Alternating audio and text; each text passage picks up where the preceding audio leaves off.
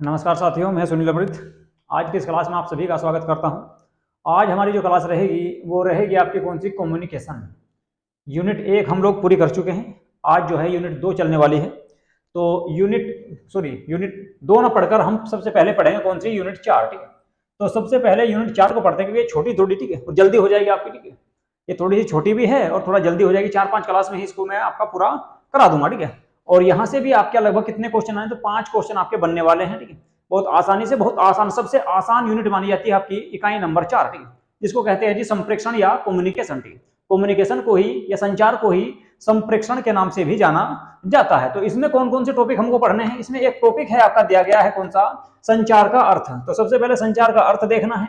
इसके अलावा संचार का प्रकार और विशेषताएं भी इसमें देखनी होगी। ठीक है, तो संचार के मूल तत्व रहेंगे। इसके अलावा विभिन्न प्रकार के मौखिक और गैर मौखिक तथा अंतर सांस्कृतिक और समूह संचार और उनकी विशेषताएं, तो इन सारे टॉपिकों पर आज बात करेंगे। आज की जो क्लास होगी हमारी वो होगी संचार का अर्थ और प्रकार और विशेषताएं। ठीक है, तो संचार का अर्थ, प्रकार और विशेषताएं, उनके बारे में बात करेंगे। ठीक है, यदि आप लोगों ने हमारा यूट्यूब चैनल आप सब्सक्राइब नहीं किया है तो प्लीज हमारे यूट्यूब चैनल को सब्सक्राइब अवश्य कर लें और वीडियो को ज्यादा से ज्यादा लाइक करें तथा शेयर करें। ठीक है, इससे पहले की जो यूनिट है, यूनिट नंबर 1, वो मैं आपकी कंप्लीट करा चुका हूं। 10 वीडियो उसकी रही आपकी, 10 क्लास में उसको कंप्लीट हो चुकी हो।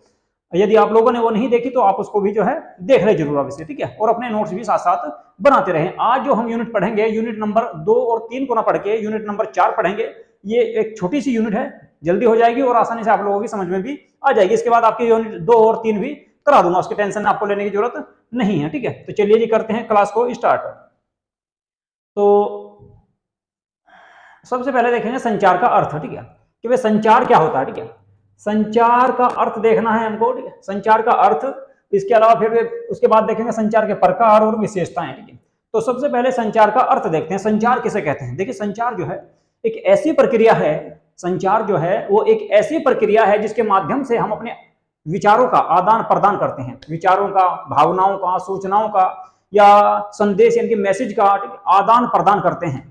उसी को कहा जाता है क्या, संचार या संप्रेषण या कम्युनिकेशन। ठीक है, उसको संचार या कम्युनिकेशन कहा जाएगा। तो आप लिखना चाहे तो लिख सकते हैं इसमें, संचार एक ऐसी प्रक्रिया है, संचार एक ऐसी प्रक्रिया है जिसके माध्यम से हम अपने विचारों, भावनाओं और सूचनाओं, ठीक है, तथा संदेशों का आदान प्रदान करते हैं। जो एक सामाजिक प्रक्रिया है, जो एक सामाजिक प्रक्रिया है। दोबारा से बोल रहा हूं, संचार एक ऐसी प्रक्रिया है जिसके माध्यम से हम, एक ऐसी प्रक्रिया है, एक ऐसी प्रक्रिया है, एक ऐसी प्रक्रिया है जिसके माध्यम से हम, ठीक है, जिसके माध्यम से हम अपने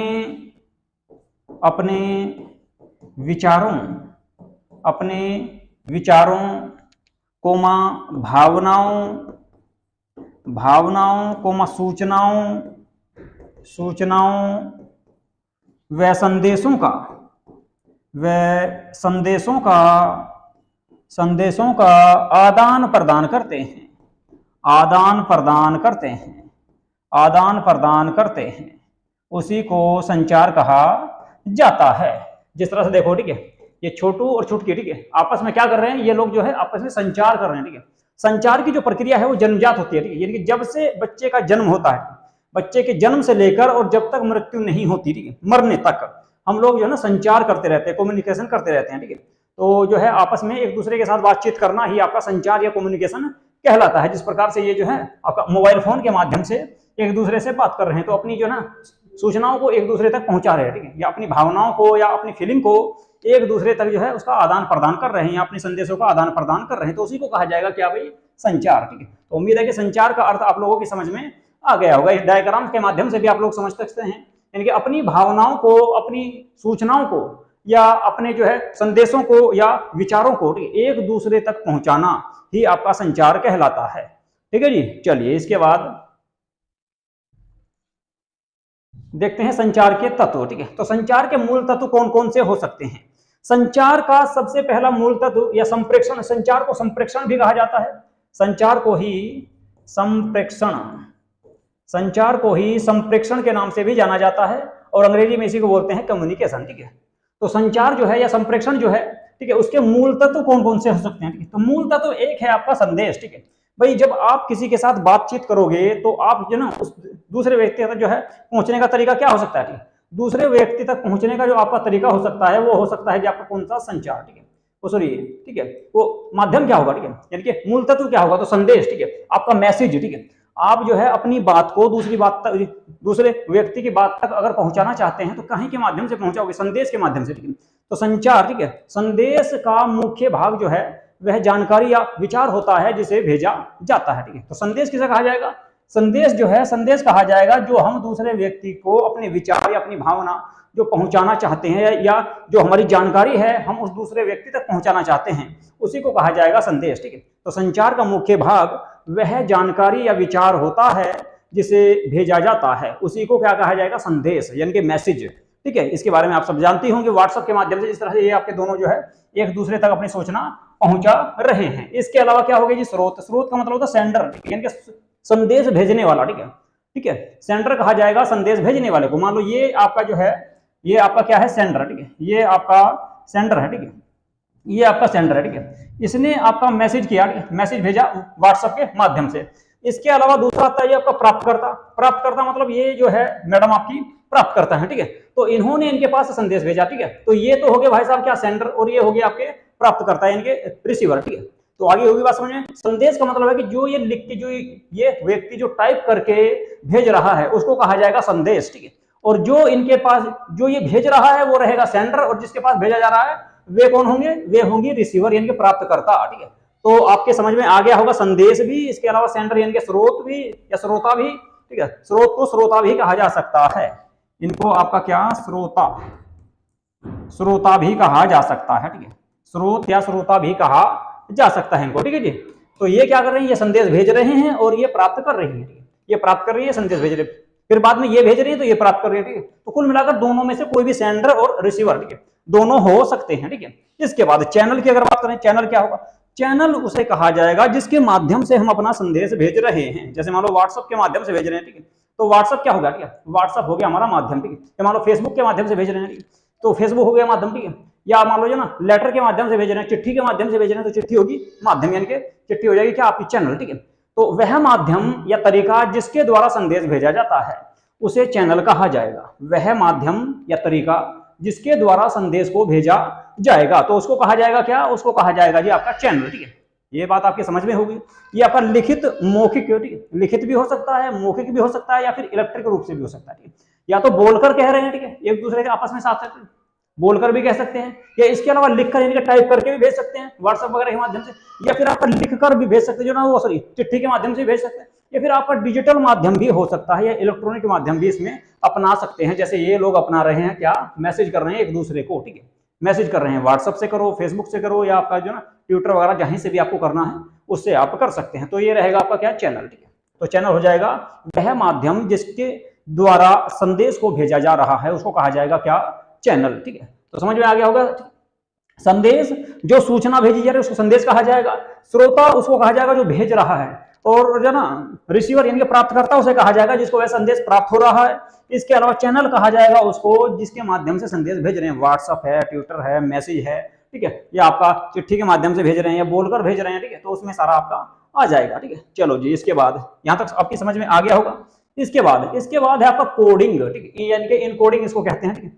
कोडिंग में क्या आएगा, ठीक है, कोडिंग में जो है ना संदेश के ऐसे रूप, संदेश को ऐसे रूप में बदलना ताकि दूसरा व्यक्ति उसे प्राप्त कर सके या समझ सके, ठीक है। मान लो ना इस जब ए नाम के व्यक्ति ने बी नाम के व्यक्ति को संदेश भेजा, और मान लो ये संदेश था हमारा कहीं में इंग्लिश में, ठीक, जबकि इस पे आती है केवल हिंदी, ठीक है, तो क्या करेंगे, इसको जो है हिंदी में ही ट्रांसफर करके भेजेंगे, ठीक है, तो उसको कहा जाएगा क्या, कोडिंग यानी कि इनकोडिंग, ठीक है। कुल मिलाकर इसमें कहा जाएगा संदेश को ऐसे रूप में बदलना जिसे प्राप्तकर्ता समझ सके, ठीक है, यानी कि मैं अगर कोई सेंडर हूं, ठीक है, और कोई आप मान लो आप हो प्राप्तकर्ता, ठीक है, और आप लोग अगर मान लो हिंदी में जानते हैं, ठीक है, उनमें बोलने लोग यहाँ पे तमिल में, ठीक है, या आपका उर्दू में या फारसी में, और आपके समझ में नहीं आ रहा, ठीक है, तो मैं अपनी भाषा को, अपनी लैंग्वेज को हिंदी में ही ट्रांसफर करके आपको भेजूं, उसी को कहा जाएगा क्या, कोडिंग। आप लोगों की समझ में आ गया होगा, ठीक है।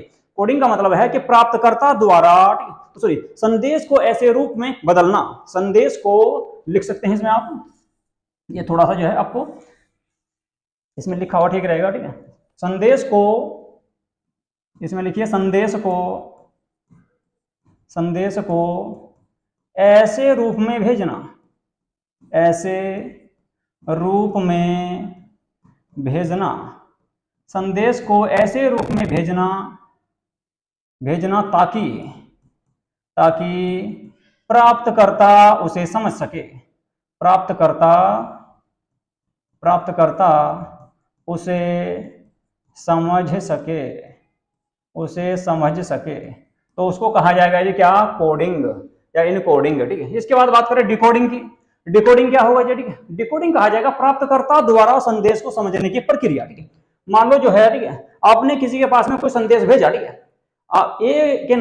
ए ने बी के पास में संदेश भेजा, ठीक है, और बी ने उस संदेश को समझ लिया। ठीक है, बी ने उस संदेश को, उस सूचना को या उस भावना को, उस फीलिंग को समझ लिया, उसी को कहा जाएगा डिकोडिंग। ठीक है, जैसे मान लो जो ना, ये भाई साहब देख रहे हो आप, ठीक है, ये जो भाई साहब है, ठीक है, इन्होंने कुछ मैसेज किया, ठीक है, इन्होंने कहा शायद मान लो, ठीक, ऐसा कहा कि आप मुझे पसंद करते हैं, और इसमें जो ना इन मैडम ने जो उत्तर दिया अपना किस तरह से, ठीक है, अपनी फीलिंग के माध्यम से, ठीक है, तो उससे ये भाई साहब समझ गए कि ये जो है इनको पसंद करती है, ठीक है, या प्यार करती है। ठीक है, तो आपका क्या हो जाएगा, डिकोडिंग उसको कहा जाएगा। ठीक है, डिकोडिंग का मतलब है प्राप्तकर्ता द्वारा संदेश को समझने की प्रक्रिया। ठीक है, उसको कहा जाएगा डिकोडिंग। ठीक है, इसके बाद आगे आता है आपका फीडबैक, यानी कि प्रतिक्रिया। ठीक है, फीडबैक या प्रतिक्रिया, ये एग्जांपल है आपका इसी का। ठीक है, इसमें आप देख सकते हैं, ठीक है, इस भाई साहब ने कुछ कहा, इनको मैसेज किया कि क्या तुम मुझे पसंद करती हो, तो इस भाई साहब ने, इस मैडम ने कहा कि हाँ पसंद करती हैं, ऐसा ना कहकर, ठीक है, यानी कि लिखकर टाइप ना करके वीडियो कॉलिंग के माध्यम से, किसके माध्यम से इसने इसको समझाया कि ये जो है इसको पसंद करती है, आप देख सकते हैं उसमें। ठीक है,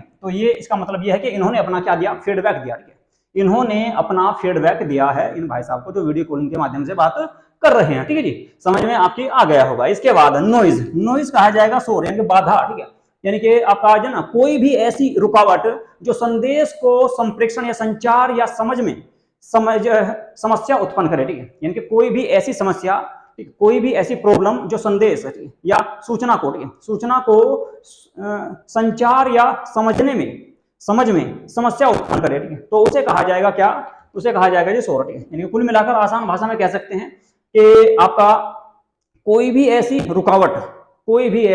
रुकावट जो संदेश को समझने में या सुनने में या प्राप्त करने में या बोलने में, ठीक है, समस्या उत्पन्न पैदा कर रही हो, तो उसको कहा जाएगा शोर या नॉइज। उसी को कहा जाता है शोर। मान लो आप किसी से फोन पे बात कर रहे हैं, आप किसी से फोन पे बात कर रहे हैं, और मान लो जो ना बाहर यहाँ से आपकी ट्रेन आ गई, ट्रेन का सायरन बज गया बहुत जोर से। ठीक है, तो जो है आप अपना संदेश उन तक नहीं पहुंचा पा रहे, या उनको जो ना आप अपनी आवाज नहीं पहुंचा रहे, या मान लो आप दूसरे से बात कर रहे हैं और आप उनकी आवाज नहीं सुन पा रहे क्योंकि आपके पास में सायरन बज रहा है बहुत तेजी से, तो ये होगा क्या, आपका नॉइस है। या मान लो जो ना इंटरनेट भाग जाए, ठीक है, आप किसी से बात कर रहे हैं, ठीक है, आप किसी से बात कर रहे हैं और जो ना टावर भाग जाए, रेंज भाग जाए, ठीक है, टावर भाग जाए, ठीक है, तो उससे क्या होगा, उससे भी आप तक आवाज नहीं आ पाएगी। ठीक है, तो ये ना वो आपका संदेश है ना एक दूसरे तक नहीं जा पाएगा, यानी कि कम्युनिकेशन नहीं कर पाएंगे, संप्रेषण नहीं कर पाएंगे। ठीक है, तो वो भी बाधा हो जाएगी। इसके अलावा और भी बहुत सारे हो सकते हैं। मान लो इंटरनेट से आप जो ना व्हाट्सएप पे चैटिंग कर रहे हैं, ठीक है, और इंटरनेट चला जाए, ठीक है, तो ऐसे में भी आपको बाधा उत्पन्न हो। तो बहुत सारी चीजें ऐसी हैं जिनके माध्यम से आपका क्या होता है,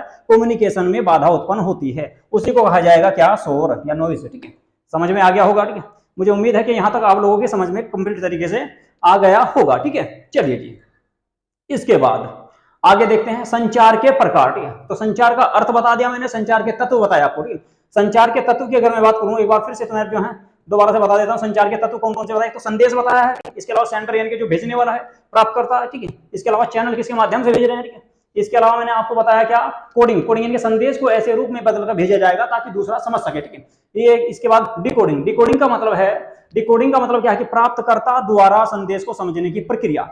किसी के पास आपने संदेश भेजा और उसने उस संदेश को समझ लिया, उसको कहा जाएगा क्या, डिकोडिंग। इसके अलावा प्रतिक्रिया यानी कि फीडबैक। ठीक है, आपने मान लो किसी से कुछ पूछा और उसने अपना फीडबैक दिया, ठीक है, उत्तर दिया, ठीक है, जवाब दिया, उसको कहा जाएगा क्या, फीडबैक। ठीक है, इसके अलावा शोर क्या है, यानी कि कम्युनिकेशन करने में या संचार करने में जो भी वस्तु या चीज या जो भी उपकरण आपको बाधा उत्पन्न कर रहा है उसमें, ठीक है, उसमें आपका ट्रेन का सायरन हो सकता है, मोबाइल का नेटवर्क हो सकता है, इसके अलावा तुम्हारा गाड़ी या बस हो सकती है, ठीक है, या तुम्हारा पोल्यूशन वगैरह, प्रदूषण वगैरह कुछ भी आपका इसमें आ सकता है जिससे आपका कम्युनिकेशन करने में बाधा उत्पन्न हो रही हो, उसको शोर कहा जाएगा। ठीक है जी, चलिए आगे बात करते हैं संचार के प्रकार की। संचार के प्रकार की अगर बात करूं तो 4 प्रकार के संचार होंगे।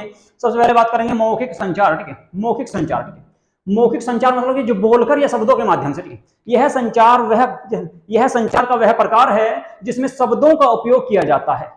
चाहे वह बोली के रूप में किया गया हो या लिखित किया गया हो, तो उसे क्या कहा जाएगा, उसे कहा जाएगा मौखिक संचार। यानी कि मान लो आपने मुझसे कुछ पूछा, ठीक है, आपने मुझसे कुछ पूछा बोलकर, ठीक है, तो ये भी आपका मौखिक संचार है। या आपने आपका जो ना कागज पर लिखकर मुझे कुछ दिया कि मुझे इसका उत्तर दो, तो वो भी आपका क्या होगा, मौखिक संचार। तो मौखिक संचार लिखित और शाब्दिक, ठीक है, सॉरी शाब्दिक और लिखित, यानी बोलकर भी और शब्दों के माध्यम से भी, ठीक है, दोनों प्रकार से व्यक्त किया जा सकता है, ठीक है। तो आपका क्या रहेगा मौखिक संचार में, आप लोग लिख सकते हो, लिखना चाहो तो, यह संचार का वह प्रकार है जिसमें शब्दों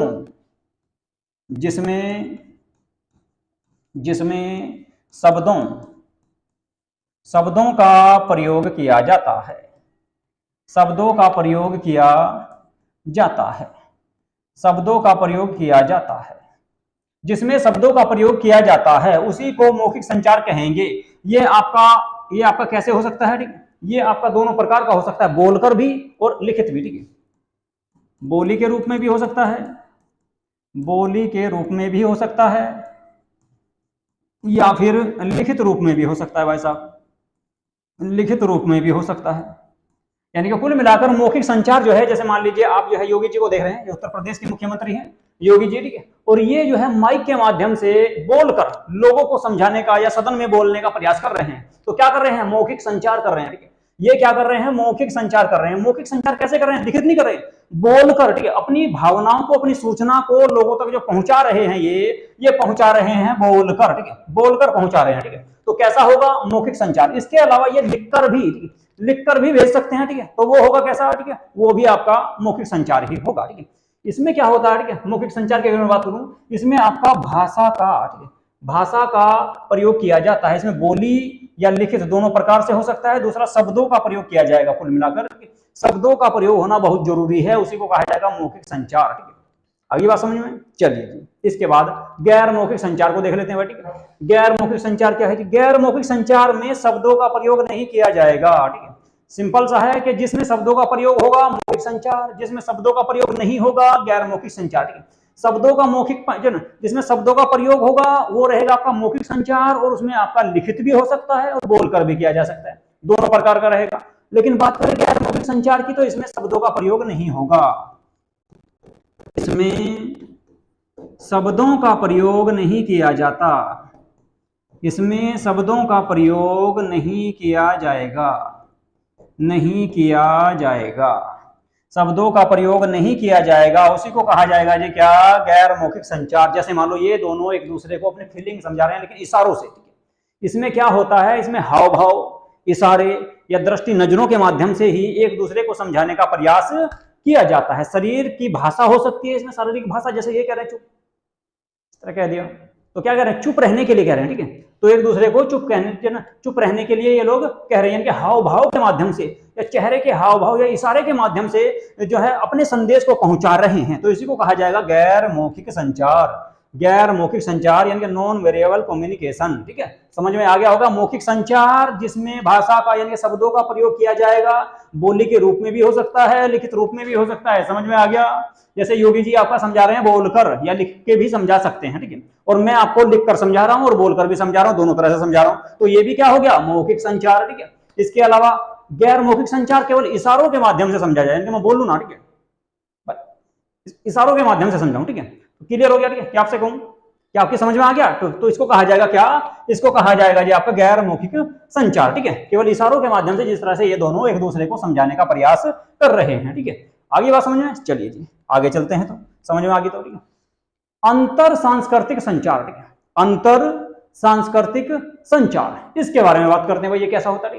तो अंतर सांस्कृतिक संचार की अगर मैं बात करूं, इसमें क्या होगा, ठीक है, यह संचार का वह प्रकार है जिसमें विभिन्न संस्कृतियों, ये आपका क्या होगा, ये विभिन्न संस्कृतियों के बीच में होता है। मान लो जो ना अलग अलग धर्म के लोग हैं, ठीक है, अलग अलग धर्म के लोग हैं। मान लो जैसे ये है आपका, ये यहाँ पे ग्रुप है, ठीक है, ये एक कॉलेज है, ये एक कॉलेज का फोटो है, और इसमें मान लो जो ना अलग अलग धर्मों के लोग हैं, अलग अलग जातियों के लोग हैं, ठीक है, अलग अलग क्षेत्रों से आए हैं, ठीक है। तो ये क्या करते हैं, ये अपनी संस्कृति का आदान प्रदान करते हैं, भाषा, विश्वास, परंपराएं, आदतें आदि को एक दूसरे से प्रभावित करते हैं, ठीक है, ताकि जो ना आपस में मेलजोल जो है, इन सब में मेलजोल बन सके, ठीक है। तो इसमें क्या होता है, अंतर सांस्कृतिक संचार में अलग अलग धर्म के लोग हो सकते हैं, अलग अलग क्षेत्रों के लोग हो सकते हैं, अलग अलग भाषा के लोग हो सकते हैं, या अलग अलग जाति के लोग इसमें शामिल किए जा सकते हैं। ठीक है, तो उसमें क्या होता है, वे अपनी संस्कृति का आदान प्रदान करते हैं। ठीक है, मान लो इनकी कुछ भाषा, इनकी कुछ बातें ये लोग सीख लें, और इनकी कुछ बातें, इनकी भाषा या इनका जो है संस्कृति या कल्चर या त्योहार आदि कुछ जो है एक दूसरे को आदान प्रदान करते रहते हैं, तो उसको कहा जाएगा भाई अंतर सांस्कृतिक आपका क्या संचार या कम्युनिकेशन या संप्रेषण। ठीक है, संप्रेषण या संचार एक ही है। ठीक है, दोनों को एक ही कहा जाएगा। इसके बाद समूह संचार। समूह संचार का मतलब है कि जो ना एक साथ, ठीक है, एक व्यक्ति, मान लो ये है भाई साहब, ठीक है, ये भाई साहब यहाँ पे बैठे हैं और इसने कनेक्ट कर रखे हैं सबको। ठीक है, इधर आपका जो ना सरला को भी कर रखा है, इधर मीनू को भी कर रखा है, इधर चीनू को, मतलब सबके साथ में आपस में एक दूसरे के साथ में जुड़े हुए हैं। ठीक है, ग्रुप में। ठीक है, तो इसको कहा जाएगा क्या, इसको कहा जाएगा समूह संचार, ग्रुप कम्युनिकेशन। ठीक है, ये भी समझ में आ गया होगा। यहाँ तक तो उम्मीद है कि आप जो ना बहुत आसान है ये आपकी जो सीरीज है ना। ठीक है, ये यूनिट जो है यूनिट नंबर 4 बहुत आसान यूनिट है। ठीक है, और इससे आपके 5 क्वेश्चन आते हैं, इनके 10 नंबर। ठीक है, बहुत आसानी से आप लोग जो है ना इसमें 10 नंबर प्राप्त कर सकते हैं। ठीक है, तो भाई इसमें क्या रहेगा, ये आपका इसको कहा जाएगा समूह संचार, यानी कि ग्रुप संचार, ग्रुप कम्युनिकेशन। ठीक है, चलिए जी, इसके बाद आगे बात करते हैं। अब बात करेंगे संचार की विशेषताएं। संचार की विशेषता क्या क्या होती है। ठीक है, तो संचार जो है ना, ठीक है, संचार जो होता है कम्युनिकेशन, संचार का मतलब मैंने आपको बताया कि अपनी भाव, जिस प्रक्रिया के माध्यम से या जिस प्रणाली के माध्यम से हम अपनी सूचनाओं, अपनी भावनाओं, अपनी जो ना पर्सनों को एक दूसरे तक साझा करते हैं या आदान प्रदान करते हैं, उसी को संचार कहा जाएगा। तो संचार की कुछ विशेषताएं होती हैं। क्या क्या संचार होगी। एक तो भाई द्विमुखी। ठीक है, संचार जो है द्विमुखी प्रक्रिया होता है, इनका 2 वे होता है। एक अकेला व्यक्ति कभी भी जो ना आपस में संचार नहीं कर सकता, इसमें कम से कम 2 या 2 से ज्यादा व्यक्ति होने जरूरी है। ठीक है, संचार में 2 या 2 से अधिक व्यक्ति होना जरूरी है, तभी तो एक दूसरे तक जो ना अपनी बातें पहुंचाएंगे। ठीक है, यानी इसमें आपका जो ना श्रोता और प्राप्तकर्ता दोनों का होना जरूरी है, और दोनों का सक्रिय होना भी जरूरी है। मान लो आप किसी से व्हाट्सएप पे मैसेज किया, ठीक है, आपने किसी को व्हाट्सएप पे मैसेज किया और दूसरे ने कोई जवाब नहीं दिया या नहीं पढ़ा, ठीक, तो वो संचार नहीं होगा। ठीक है, वो संचार नहीं माना जाएगा। संचार तब माना जाएगा जब वो दूसरे व्यक्ति को, जिसको आपने मैसेज भेजा है, ठीक है, या अपने दोस्त, अपने मित्र को, या अपनी जन प्रेमिका को, जो भी आपने मैसेज भेजा है, अगर वो भी उसका जवाब दे रही है या जवाब दे रहा है, ठीक है, तो अपना फीडबैक दे रहा है, ठीक है, तो उसको कहा जाएगा क्या, द्विमुखी प्रक्रिया। ठीक है, तो कुल मिलाकर संचार जो है, एक सबसे बड़ी विशेषता संचार की ये है कि संचार जो होगा वो द्विमुखी होगा, यानी कि 2 व्यक्तियों का होना जरूरी है, श्रोता और प्राप्तकर्ता, यानी कि सेंडर और रिसीवर का 2 होना इसमें बहुत जरूरी है। ठीक है जी। दूसरा सांस्कृतिक संदर्भ। ठीक है, एक ये भी इसकी एक विशेषता है। ठीक है, संचार के दौरान संस्कृतियों को प्रभावित किया जाता है। ठीक है, संसार जो है, संस्कृतियां जो होती है हमारी, उनका प्रभाव एक दूसरे पर पड़ता है। मान लो हम जो है एक धर्म का व्यक्ति दूसरे धर्म के व्यक्ति के साथ बातचीत कर रहा है या उसके साथ मिलजुल के रह रहा है, तो कुछ जो आदतें उसकी सीखेगा, कुछ वो उसकी सीखेगा, तो एक दूसरे पर जो है ना उसकी आवश्यकता पड़ती है। और यह समझने की आवश्यकता होती है इसमें कि विभिन्न संस्कृतियां एक ही संदेश को विभिन्न तरीके से समझ सकती हैं। ठीक है, ये भी इसमें शामिल किया जा सकता है। तो आपका सांस्कृतिक संदर्भ भी होना जरूरी है। मान लो मैंने आपको कोई संदेश भेजा और आपने उसका अगर आपने उसका गलत अर्थ लगा लिया तो वो आपका संचार नहीं होगा। ठीक है, संचार वो होगा, मान लो मैंने आपको कोई भेजा अपनी भाषा में, अपनी लैंग्वेज में, अपनी संस्कृति में, और तुम्हारी संस्कृति अलग है, लेकिन तुमने उस भावना को, उस फीलिंग को, उस बात को, उस मैसेज को अपने धर्म के अकॉर्डिंग ना करके मेरे धर्म के अकॉर्डिंग या मेरी संस्कृति के अकॉर्डिंग उसको समझने का प्रयास किया, तो उसको कहा जाएगा सांस्कृतिक संदर्भ। तो ये भी इसका एक विशेषता हो सकती है। अस्थिरता। अस्थिरता कम्युनिकेशन जो होता है आपका, संचार जो होता है, ठीक है, संचार जो होगा ये स्थिर प्रक्रिया नहीं है। ठीक है, ये आपके क्या है ना, बदलती रहती है। ठीक है, आपका क्या होता है, ठीक है, संचार जो है एक स्थिर प्रक्रिया नहीं है। ठीक है, इसमें लिखा ना अस्थिरता। ठीक है, तो कुल मिलाकर कह सकते हैं कि स्थिर प्रक्रिया नहीं है। संचार जो है एक स्थिर प्रक्रिया नहीं है। स्थिर प्रक्रिया क्यों नहीं है? स्थिर प्रक्रिया क्यों नहीं होती, बल्कि यह लगातार बदलती रहती है। नए संदेशों या संदर्भों के आधार पर इसमें आपका परिवर्तन आता रहता है। ठीक है भाई, आपका संचार में या कम्युनिकेशन में लगातार चेंजिंग आता रहता है। मान लो आज मेरा आपके साथ में कोई और संबंध, कुछ और स्थिति है, मैं आपको कुछ और चीज, कुछ और भावना, कुछ और फीलिंग के साथ समझा रहा हूँ, कल को आप मेरे से वही क्वेश्चन पूछोगे या उसी चीज के बारे में पूछोगे, मैं और तरीके से बताऊंगा। ठीक, मान लो आज मैंने आपका इसका आंसर जो है अपने तरीके से आज जो बताया, और कल को आप अगर मैंने पूछा, आपने मुझसे पूछा, तो हो सकता है शायद मैं इसमें थोड़ा बहुत चेंज करके आपको दूसरे तरीके से बता दूं, ठीक है, लेकिन अर्थ वही होगा उसका। तो कुल मिलाकर कह सकते हैं संचार जो है इसकी एक विशेषता है कि ये अस्थिरता, यानी कि स्थिर नहीं रहती, ठीक है, बदलती रहती है। ठीक है, बदलती रहती है। दूसरी क्या रहेगा, प्रभावी प्रतिक्रिया। प्रभावी प्रतिक्रिया का मतलब है इफेक्टिव फीडबैक। ठीक है, यानी कि आपका क्या होगा, एक अच्छा संचार जो है, एक अच्छा संचार केवल संदेश को या संदेश के प्रेषण से नहीं होता। ऐसा नहीं कि संदेश भेज दिया बस उसी से जो ना एक अच्छा संदेश होगा, बल्कि ये चीज देखी जाएगी कि भाई उसमें प्राप्तकर्ता का फीडबैक कैसा आ रहा है। ठीक है, प्राप्तकर्ता उस संदेश को पसंद कर रहा है या नहीं कर रहा है, उसका फीडबैक कैसा है। अगर वो उससे खुश है, उसको अच्छा लग रहा है, समझ में आ रहा है, तो माना जाएगा भाई प्रभावी प्रतिक्रिया।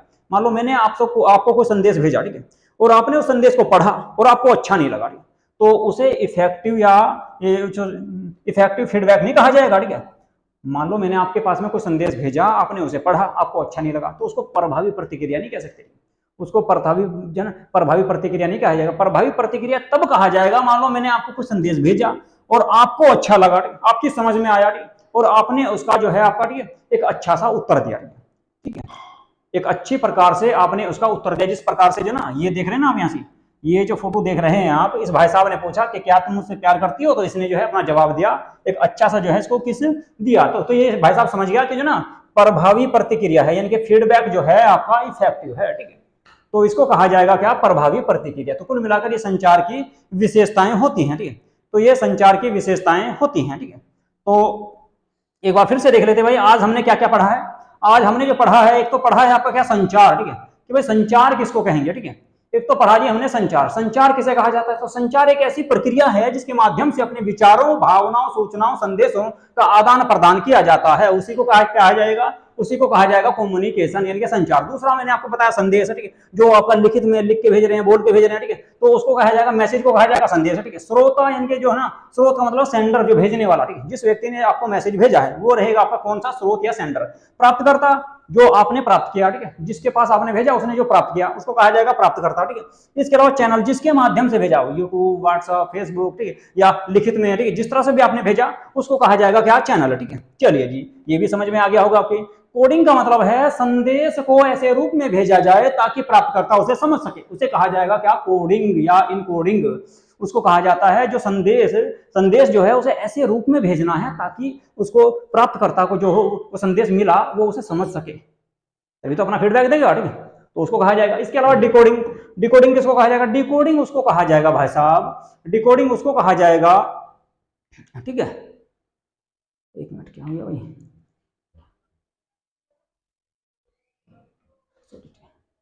चलो चल गया। ठीक है, अच्छा मैंने बताया आपको कोडिंग। ठीक है, कोडिंग कहा जाएगा संदेश को ऐसे रूप में भेजना ताकि प्राप्तकर्ता उसको समझ सके, उसको कहा जाएगा क्या, उसको कहा जाएगा ये आपका कोडिंग। ठीक है, कोडिंग यानी कि इनकोडिंग। ठीक है, इसके अलावा डिकोडिंग की बात करें, डिकोडिंग किसको कहा जाता है, डिकोडिंग कहा जाएगा प्राप्तकर्ता द्वारा संदेश को समझने की जो प्रक्रिया होती है। ठीक है, संदेश को समझने की जो प्रक्रिया, मान लो हमारे पास कोई मैसेज आया, हमने उसे पढ़ा और उसे समझा, तो उसे कहा जाएगा क्या, डिकोडिंग, उसे डिकोडिंग कहा जाएगा। और उसके बाद जब हमने उस संदेश को समझ लिया, हमारी समझ में आया और हमने उसके बदले में उसका उत्तर दिया, फीडबैक दिया, तो उसको कहा जाएगा क्या, प्रतिक्रिया, यानी कि फीडबैक देने को कहा जाएगा प्रतिक्रिया। जिस तरह से मानो इस भाई साहब ने इस मैडम से पूछा कि क्या आप मुझसे प्यार करती है, इसने जो है अपना जवाब दे दिया, आप देख ही रहे हैं। ठीक है, तो ये दिया, इसने क्या, फीडबैक दिया अपना। ठीक है, इसके बाद शोर का मतलब है कि संदेश को भेजने में जो बाधा उत्पन्न हो रही है, कोई भी ऐसी रुकावट जो संदेश को भेजने में या संप्रेषण करने में या समझने में बाधा उत्पन्न कर रही हो, उसको कहा जाएगा शोर। जैसे मान लो आपने किसी को फोन किया और आपके पास में बजने लगा हॉर्न, किसका, ट्रेन का या बस का, या मान लो मस्जिद का, या मान लो मंदिर की रेडियो बज गई, तो ऐसे में क्या होगा, आपका जो संचार है, कम्युनिकेशन है, उसमें बाधा उत्पन्न होगी, उसी को कहा जाएगा शोर। ठीक है, चलिए जी आगे समझिए। इसके बाद क्या था, इसके बाद था संचार के प्रभाव। मौखिक संचार, जिसमें शब्दों का प्रयोग किया जाता हो, उसको कहा जाएगा मौखिक संचार। और मौखिक संचार आपका बोली से यानी कि बोलकर भी किया जा सकता है और लिखित भी किया जा सकता है, दोनों रूप से किया जा सकता है। इसके बाद गैर मौखिक संचार, इसका बिल्कुल उल्टा रहेगा, जिसमें शब्दों का प्रयोग ही ना किया जाए। इसमें शब्दों का प्रयोग होगा, इसमें शब्दों का प्रयोग नहीं किया जाएगा, केवल इशारों से, भावनाओं से, हाव भाव से। जैसे ये एक दूसरे को समझा रहे हैं चुप, तो इसे कहा जाएगा क्या, इसे कहा जाएगा गैर मौखिक संचार। ठीक है, ये भी समझ में आ गया होगा आपके। चलिए जी, इसके बाद अंतर सांस्कृतिक संचार का मतलब है जब अलग अलग संस्कृति के लोग आपस में मिलते हैं, एक साथ रहते हैं, मिलजुल के अपनी संस्कृति, अपनी सभ्यता, अपने कल्चर का आदान प्रदान करते हैं, उसे कहा जाएगा अंतर सांस्कृतिक संचार या संप्रेषण। समूह संचार का मतलब जो आपस में ग्रुप में बैठकर कोई बातचीत करते हैं, तो उसी को कहा जाएगा क्या, समूह संचार। ठीक है जी, चलिए जी, संचार की विशेषता बताया मैंने। संचार जो होगा द्विमुखी प्रक्रिया है, टू वे, यानी कि दो व्यक्तियों का तो होना जरूरी है, दो से ज्यादा भी हो सकते हैं, 10, 20, 30, 40, 50 कितने भी हो सकते हैं, लेकिन दो कम से कम, दो से कम तो हो ही नहीं सकते।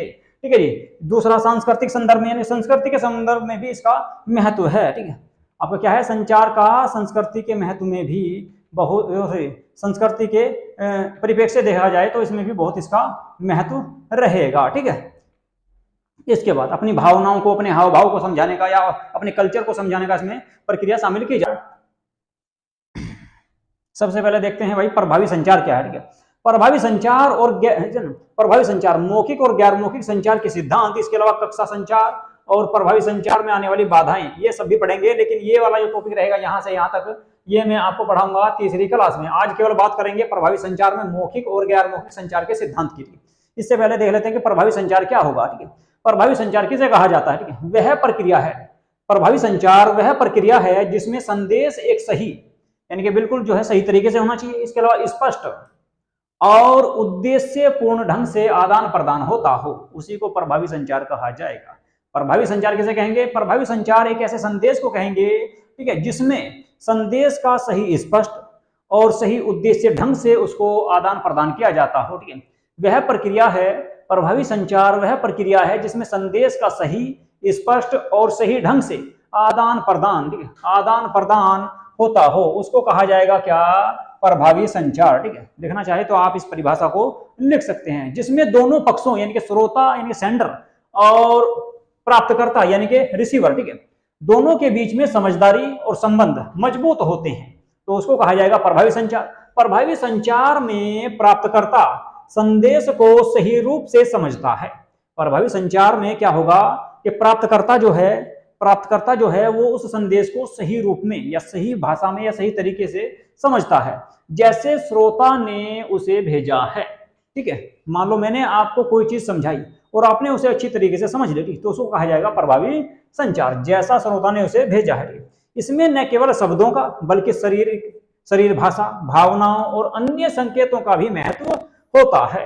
कुल मिलाकर प्रभावी संचार में भावनाओं का, शारीरिक भावनाओं का, इसके अलावा आपका जो फीलिंग है आपकी उसका, और अन्य संकेतों का भी इसमें प्रयोग या महत्व होता है, तो उसी को कहा जाएगा प्रभावी संचार। उम्मीद है कि प्रभावी संचार आपके समझ में आ गया होगा। साधारण भाषा में कह सकते हैं भाई, मान लो मैंने आपको कोई संदेश दिया और आपने उसे अच्छी तरीके से समझ लिया। मान लो जिस भावना से, जिस फीलिंग से मैंने आपको संदेश भेजा, उसी भावना, उसी फीलिंग से आपने उस संदेश को समझ लिया, तो उसे कहा जाएगा प्रभावी संचार या प्रभावी संप्रेषण या प्रभावी या इफेक्टिव कम्युनिकेशन। ठीक है, चलिए जी, अब प्रभावी संचार दो प्रकार के हैं, इनके बारे में सिद्धांत बात करेंगे, मौखिक और गैर मौखिक। मौखिक संचार के सिद्धांत क्या होंगे और गैर मौखिक संचार के सिद्धांत क्या होंगे। कल मैंने आपको डिटेल से बताया था कि मौखिक संचार किसे कहते हैं और गैर मौखिक संचार किसे कहते हैं। मौखिक संचार उसे कहा जाएगा जिसमें शब्दों का प्रयोग किया जाएगा, जिसमें शब्दों का प्रयोग होगा उसे कहा जाएगा मौखिक संचार, और जिसमें शब्दों का प्रयोग नहीं होगा उसे कहा जाएगा गैर मौखिक संचार। तो मौखिक संचार उसे कहा जाएगा जिसमें शब्दों का प्रयोग होगा, उसमें हम अपने संदेश को बोलकर भी समझा सकते हैं, बोलकर भी भेज सकते हैं, या बोलकर भी संचार कर सकते हैं, कम्युनिकेशन आदान प्रदान कर सकते हैं, या फिर आपका लिखित भी कर सकते हैं। इनके बोलकर और लिखित दोनों प्रकार के जो संचार होंगे जिनमें शब्दों का प्रयोग होगा उसे कहा जाएगा मौखिक संचार। ठीक है, उसी के बारे में बात करते हैं। ठीक है, चलिए जी, सबसे पहले कहा गया है नंबर 1 पर संवादक का उद्देश्य। संवादक का उद्देश्य यानी कि मौखिक संचार में एक उद्देश्य होता है।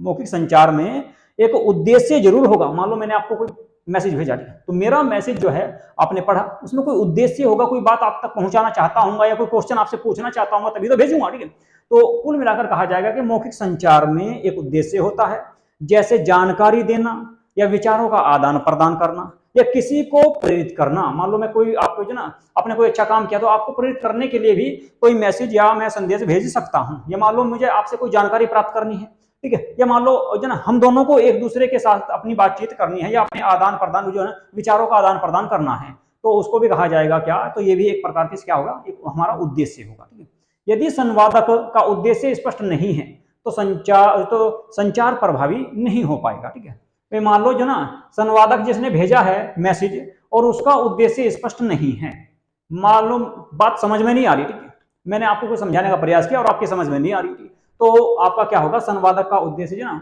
उसे क्या कहा जाएगा, उसे मौखिक जो ना या प्रभावी संचार उसको नहीं कहा जाएगा, उसे प्रभावी संचार नहीं कहा जाएगा।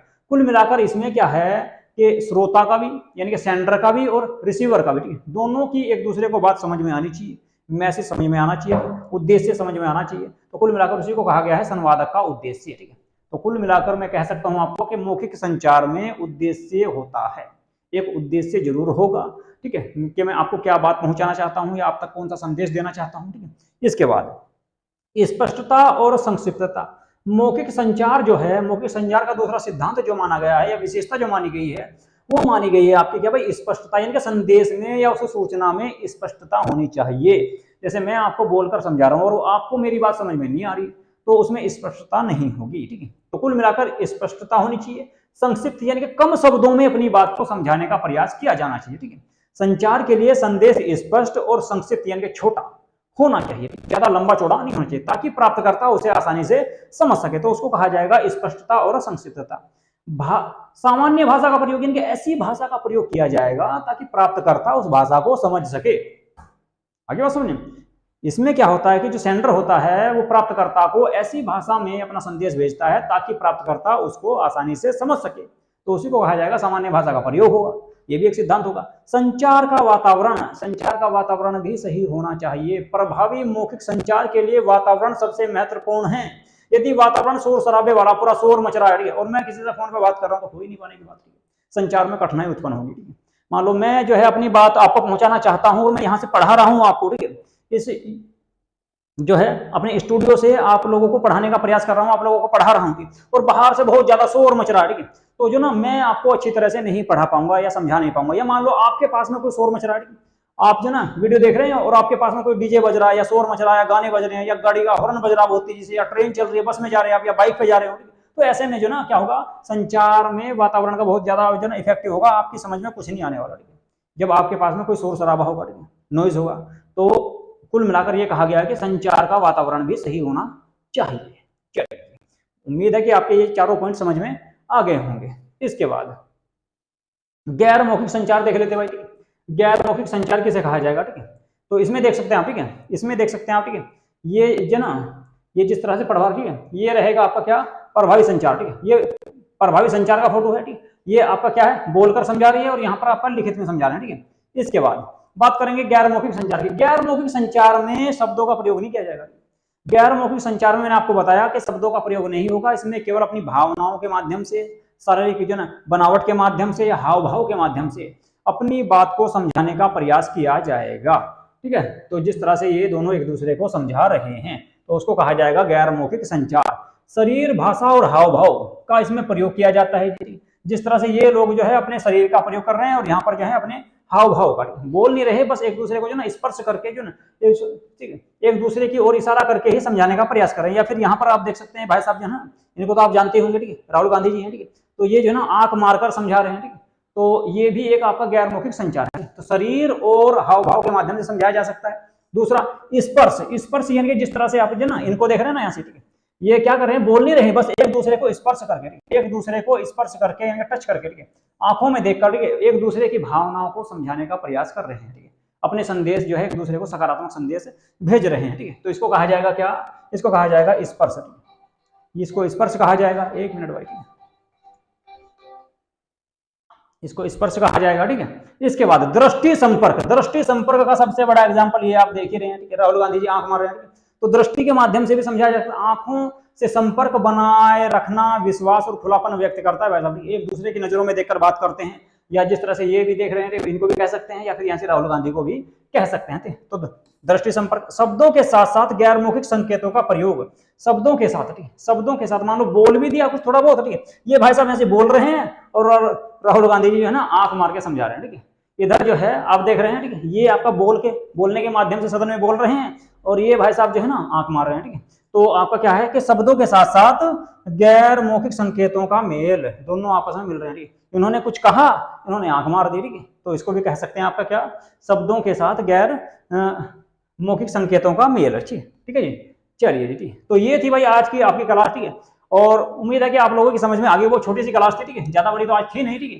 तो सबसे पहले बताया मैंने आपको गैर मौखिक संचार, ठीक है, सॉरी, सबसे पहले बताया आपको क्या, मौखिक संचार, ठीक है। मौखिक संचार में केवल शब्दों का प्रयोग किया जाएगा। इसमें एक शर्त है आपकी कि शब्दों का प्रयोग किया जाएगा, शब्दों का प्रयोग होना जरूरी है, ठीक है। चाहे वो आप बोलकर कर सकते हैं, शब्दों का प्रयोग आप बोलकर भी कर सकते हैं, या फिर आप लिखित रूप में भी कर सकते हैं, तो उसको कहा जाएगा मौखिक संचार। जिस तरह से ये मैडम जो है बोलकर समझा रही है और इधर आपका लिखकर समझा रहे हैं। तो इसका ये सबसे बड़ा एग्जाम्पल आप देख सकते हैं।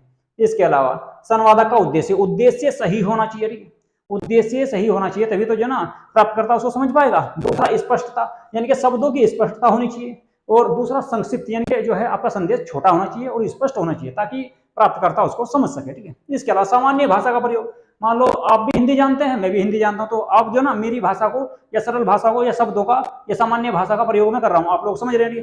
और मान लो आप जानते हैं बंगाली और मैं बोल रहा हूं हिंदी में, आपकी समझ में आ नहीं रहा, तो उसको नहीं कहा जाएगा, फिर उसको इसमें शामिल नहीं किया जाएगा। संचार का वातावरण ऐसा होना चाहिए ताकि जो है ना संचार पढ़ने में, संचार प्राप्त करने में कोई परेशानी उत्पन्न ना हो। मान लो जो है आपने मुझे संदेश भेजा या मैंने आपको कोई जो ना संदेश भेजा और इंटरनेट नहीं है, ठीक है, तो उसमें भी ये बाधा उत्पन्न करेगा, ठीक है। तो संचार का वातावरण खराब हो जाएगा, ठीक है, उसको नॉइज कहेंगे, ठीक है। चलिए जी, गैर मौखिक संचार किसे कहते हैं? गैर मौखिक संचार में शब्दों का प्रयोग नहीं होगा, केवल हाव भाव, शारीरिक बनावट, भावनाएं, फीलिंग आदि का इसमें प्रयोग किया जाता है। जैसे आपको शरीर की भाषा और हाव भाव के माध्यम से, जैसे जो ना ये दोनों एक दूसरे को समझाने का प्रयास कर रहे हैं, इनको देख रहे हैं ना, ठीक है, ये दोनों एक दूसरे क्या कर रहे हैं, चुप हो जाओ, ठीक है, तो चुप रहने के लिए कह रहे हैं, ठीक है, यहाँ पर क्या कर रहे हैं, ये चुप रहने के लिए कह रहे हैं भाई, ठीक है, यहाँ पर, ठीक है। इसके अलावा स्पर्श के माध्यम से, ये देख ही रहे हैं आप, ठीक है, एक दूसरे का हाथ पकड़कर एक दूसरे को स्पर्श करके समझाने का प्रयास कर रहे हैं, ठीक है, या प्यार जता रहे हैं। दृष्टि संपर्क आंखों के माध्यम से, ठीक है, आंखों के माध्यम से राहुल गांधी जी समझा रहे हैं इनको, ठीक है, ये भाई साहब जो ना। इसके अलावा शब्दों के साथ साथ गैर मौखिक संकेतों के माध्यम से, यानी शब्दों का प्रयोग ये भाई साहब कर रहे हैं और राहुल गांधी जी ना स्पर्श यानी आंख मार के समझा रहे हैं, ठीक है, ठीक है, आगे बात समझे तो खुश हैं, ठीक है। तो दोनों जो है एक दूसरे के साथ में क्या कर रहे हैं, ठीक है, इस प्रकार के गैर मौखिक संचार के सिद्धांत इनको कहा जा सकता है, ठीक है। तो आज की क्लास आप लोगों को कैसी लगी इसके बारे में आप लोग जरूर बताएं, ठीक है। वाली बाधाएं या कौन कौन सी बाधाएं जो है आपकी प्रभावी संचार में आती है या प्रभावी संप्रेषण में आती है, तो उसके बारे में बात करेंगे, ठीक है। चलिए जी, तो करते हैं आज की क्लास को स्टार्ट।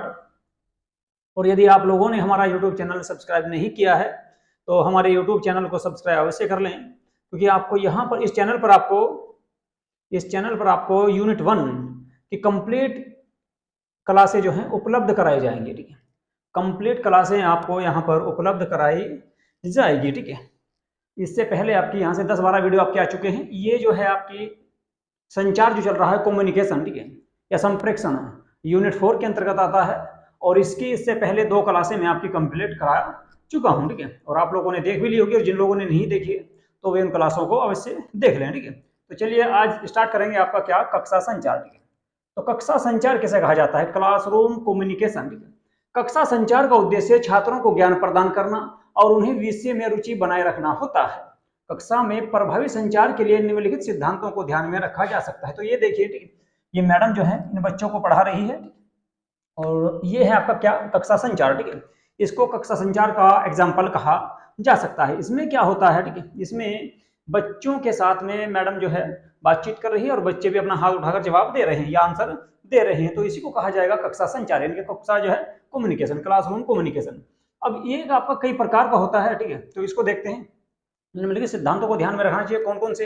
एक है आपका सक्रिय संचार, ठीक है। तो सक्रिय संचार क्या होगा इसके बारे में देख लेते हैं। सक्रिय संचार उसे कहा जाएगा जब शिक्षक को छात्रों के साथ, इसमें क्या होता है, सक्रिय संचार में शिक्षक को छात्रों के साथ सक्रिय रूप से बातचीत करनी चाहिए, ठीक है। एक तो अध्यापक को बच्चों के साथ में जो है एक्टिव होकर, ठीक है, बातचीत करनी चाहिए तथा बच्चों से प्रश्न पूछना चाहिए और उनके आंसर जो आ रहे हैं, ठीक, उन पर उनका फीडबैक या प्रतिक्रियाएं देनी चाहिए। इसके अलावा चर्चा करनी चाहिए और छात्रों की भागीदारी को बढ़ाना चाहिए। तो कुल मिलाकर हम कह सकते हैं कि आपका सक्रिय संचार में, ठीक है, सक्रिय संचार में अध्यापक को बच्चों के साथ बातचीत करनी चाहिए। इसमें लिख सकते हैं आप, अध्यापक को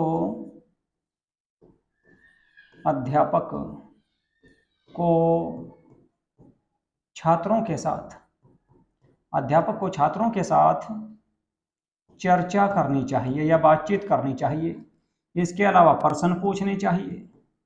प्रश्न पूछने के साथ साथ जो है बच्चों की जो भी प्रतिक्रिया आती है उसका जवाब देना चाहिए, उनको सुनना चाहिए, ठीक है। इसके अलावा छात्रों की भागीदारी को भी इसमें बढ़ावा देना चाहिए। तो उसी को कहा जाएगा क्या, सक्रिय संचार। शिक्षक को छात्रों के साथ सक्रिय एक्टिव होकर बातचीत करनी चाहिए। इसके अलावा प्रश्न पूछने चाहिए और विद्यार्थियों की प्रतिक्रियाएं या विद्यार्थियों के आंसर सुनने चाहिए, या उनकी जो है वे जो अपनी सोच अपनी विचारधारा बताना चाहते हैं उसको सुनना चाहिए। इसके अलावा चर्चा भी करनी चाहिए उस विषय पर जिस विषय पर बच्चे क्वेश्चन पूछ रहे हैं या जो टॉपिक चल रहा है जो पाठ्यक्रम में है। इसके अलावा छात्रों की भागीदारी को भी बढ़ाना चाहिए। छात्रों की भागीदारी को बढ़ाता है क्या? सक्रिय संचार। तो ये रहेगा आपका सक्रिय संचार। उम्मीद है कि आपकी समझ में आ गया होगा। इसके बाद संगठित संचार की अगर मैं बात करूं, संगठित संचार किसे कहा जाएगा? तो संगठित संचार किसे कहा जाएगा उसके बारे में देखते हैं। कक्षा में संचार सुव्यवस्थित होना चाहिए, एक तो सबसे बड़ी बात है। संगठित का मतलब है कि सुव्यवस्थित या नियमित रूप से या नियम कानून के साथ साथ जो है क्या होना चाहिए? कक्षा में जो है छात्रों का संचार रूप सुचारू रूप से एक जो है क्लासरूम होना चाहिए उसको, तो उसको कहा जाएगा संगठित संचार। इसके अलावा शिक्षक को विचारों को शिक्षक के जो विचार हैं उनको स्पष्ट और व्यवस्थित रूप से प्रस्तुत करना चाहिए। इसमें क्या कह सकते हैं? शिक्षक को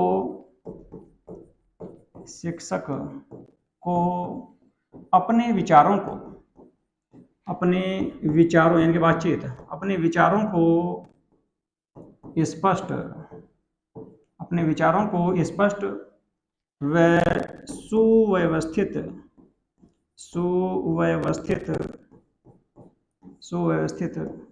रूप से प्रस्तुत करना चाहिए।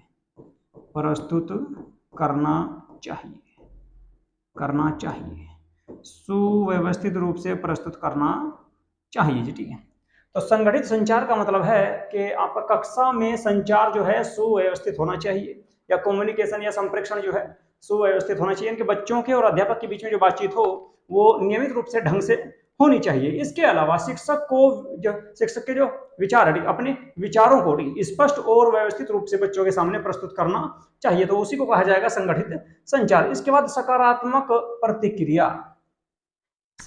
प्रतिक्रिया। इसमें क्या होता है कि शिक्षक को छात्रों के उत्तरों और विचारों को प्रोत्साहित करना चाहिए। इसके अलावा जो बच्चे आंसर दे रहे हैं उनका सकारात्मक आंसर देना चाहिए। सकारात्मक प्रक्रिया से क्या होता है कि छात्रों की संचार क्षमता और आत्मविश्वास में वृद्धि होती है। ठीक है, मान लो बच्चे ने कोई आपका जो है आपसे प्रश्न पूछा, तो आपको जो है उसका आंसर देना चाहिए। ठीक, अच्छी तरीके से इफेक्टिव रूप से उसका आपको आंसर देना चाहिए, फीडबैक देना चाहिए। उससे क्या होगा कि बच्चों की जो है आपकी संचार करने की जो क्षमता है, ठीक है, या जो है बातचीत करने की जो क्षमता है और आत्मविश्वास, उन दोनों में भी क्या होगा? वृद्धि होगी। ठीक है, चलिए ठीक है, तो ये रहेगा आपका क्या? सकारात्मक प्रतिक्रिया। इसके बाद सख्तसार और दृष्टांत। सख्तसार का मतलब है कि शिक्षक को छात्रों को संचार के लिए या संप्रेषण के लिए विभिन्न माध्यमों का उपयोग करना चाहिए, जैसे दृश्य सामग्री, इंटरव्यू या अध्ययन आधारित जो है इसमें आप शामिल कर सकते हैं, या अध्ययन सामग्री को भी इसमें शामिल किया जा सकता है, तो उसी को कहा जाएगा सख्तसार और आपका क्या? दृष्टांत। इनके कुल मिलाकर अध्यापक को बच्चों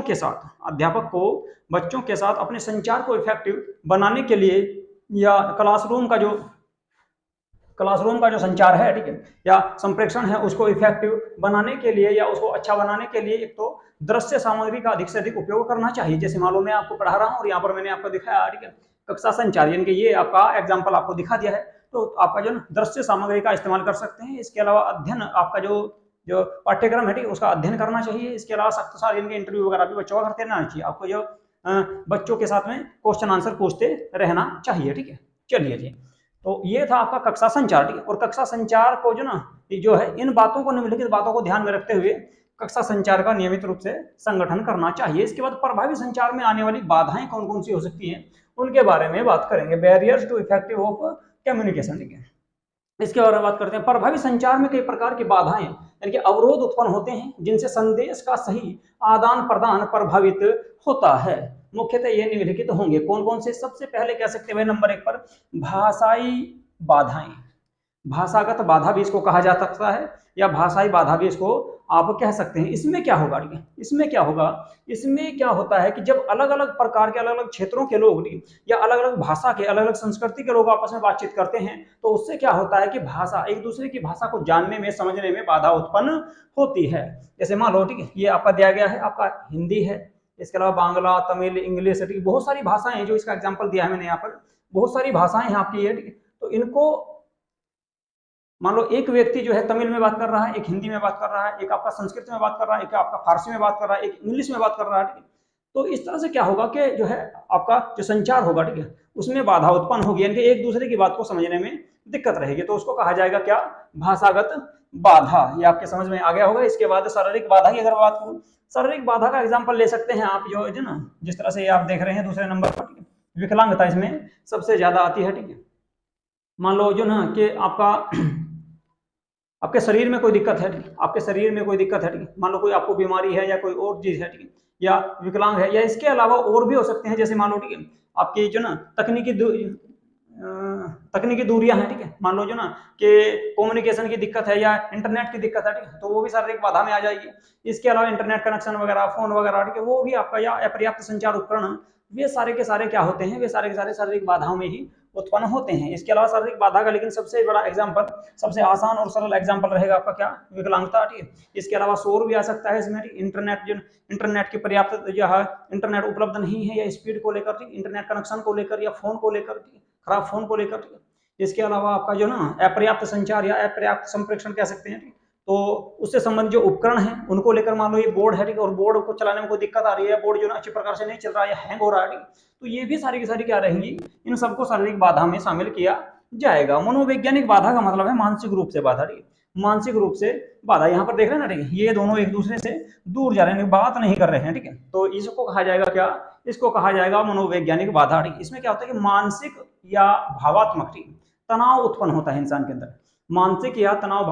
मान लो आपका किसी के साथ में झगड़ा हो गया, तो आपको क्या होगा? उसके साथ में मनोवैज्ञानिक बाधाएं उत्पन्न होंगी, ठीक है, यानी कि आप जो है उससे सही प्रकार से बात नहीं कर पाओगे, या उनके साथ में आपका जो ना सही प्रकार से जो ना कम्युनिकेशन नहीं कर पाओगे आप, ठीक है, तो उसको कहा जाएगा क्या? मनोवैज्ञानिक बाधा, ठीक है। मानसिक और भावात्मक तनाव के कारण भी ये उत्पन्न होती है। जब वो व्यक्ति तनाव में होता है या गुस्से में होता है, ठीक, तो वह एक दूसरे व्यक्ति के साथ में सही प्रकार से बातचीत या नहीं कर पाता, या उसको ठीक प्रकार से जो ना संदेश नहीं दे पाता, या जो ना जो संदेश भेज रहा है उसका संदेश को ग्रहण नहीं कर पाता, तो उसको कहा जाएगा क्या? मनोवैज्ञानिक बाधा, ठीक है जी। चलिए इसके बाद अगली बाधा देखते हैं, सामाजिक एवं सांस्कृतिक बाधाएं। सामाजिक एवं सांस्कृतिक बाधाएं में क्या आएगा बेटी? सामाजिक एवं सांस्कृतिक बाधाओं में आ जाएगा आपका विभिन्न सामाजिक या विभिन्न संस्कृति, ठीक है, सांस्कृतिक भूमिकाओं के लोग जो ना एक क्षेत्र में, अगर मान लो, ठीक है, तमिल के लोग, ठीक है, दक्षिण भारत के, उत्तर भारत के और पूर्वी भारत के, ठीक है, इस एक ही क्षेत्र में आपके लोग जो रह रहे हैं, ठीक, तो उनका क्या होगा? उनकी अलग अलग संस्कृति होगी, अलग अलग भाषाएं होंगी उनकी, ठीक, तो एक दूसरे की भाषा को, संस्कृति को, ठीक है, या एक दूसरे के खान पीन को, रहन सहन को, वे जो है क्या करेंगे, ठीक है, ये जो है आपका समझ नहीं पाते, ठीक है, और कई बार ऐसा होता है कि उसका जो ना गलत अर्थ लगा लेते हैं, ठीक है, उसका गलत अर्थ लगा लेते हैं, किसी की संस्कृति का या किसी की भाषा का या किसी के खान पीन का, जैसे मान लो बंगाल के लोग हैं, ठीक है, मच्छी चावल खाते हैं, ठीक है, और आपके दक्षिण भारत के लोग बेटी, जबकि उत्तर भारत के लोग जो है मांसाहारी कम होते हैं, ठीक है, मांस खाने में ज्यादा जो है उन लोगों का वो रुचि नहीं है, ये लोग जो है ना दाल रोटी वगैरह ज्यादा खाते हैं, ठीक है, तो क्या होगा ऐसे में जो ना एक दूसरे के साथ में क्या ना कम्युनिकेशन करने में बाधा उत्पन्न होती है। या मान लो उनकी भाषा अलग है, हमारी भाषा अलग है, ठीक, तो भाषा को समझने में मान लो उन्होंने कोई शब्द कहा और हमने उसका गलत अर्थ लगा लिया, ठीक, तो वो क्या रहेगा? वो रहेगी आपकी सामाजिक एवं सांस्कृतिक बाधा, ठीक है, सामाजिक एवं सांस्कृतिक बाधा। इसके अलावा प्रतिक्रिया की कमी, यानी कि फीडबैक की कमी। मान लो आपने किसी से जो ना किसी को मैसेज भेजा या किसी को संदेश दिया और उसने उसका जवाब नहीं दिया, तो वो क्या होगा? वो होगा प्रतिक्रिया की कमी, यानी कि फीडबैक की कमी, ठीक है, यानी कि दूसरा इंसान जो है, ठीक है, वो आपको जो है उसका उत्तर नहीं दे रहा है, ठीक है, तो इसमें क्या होगा?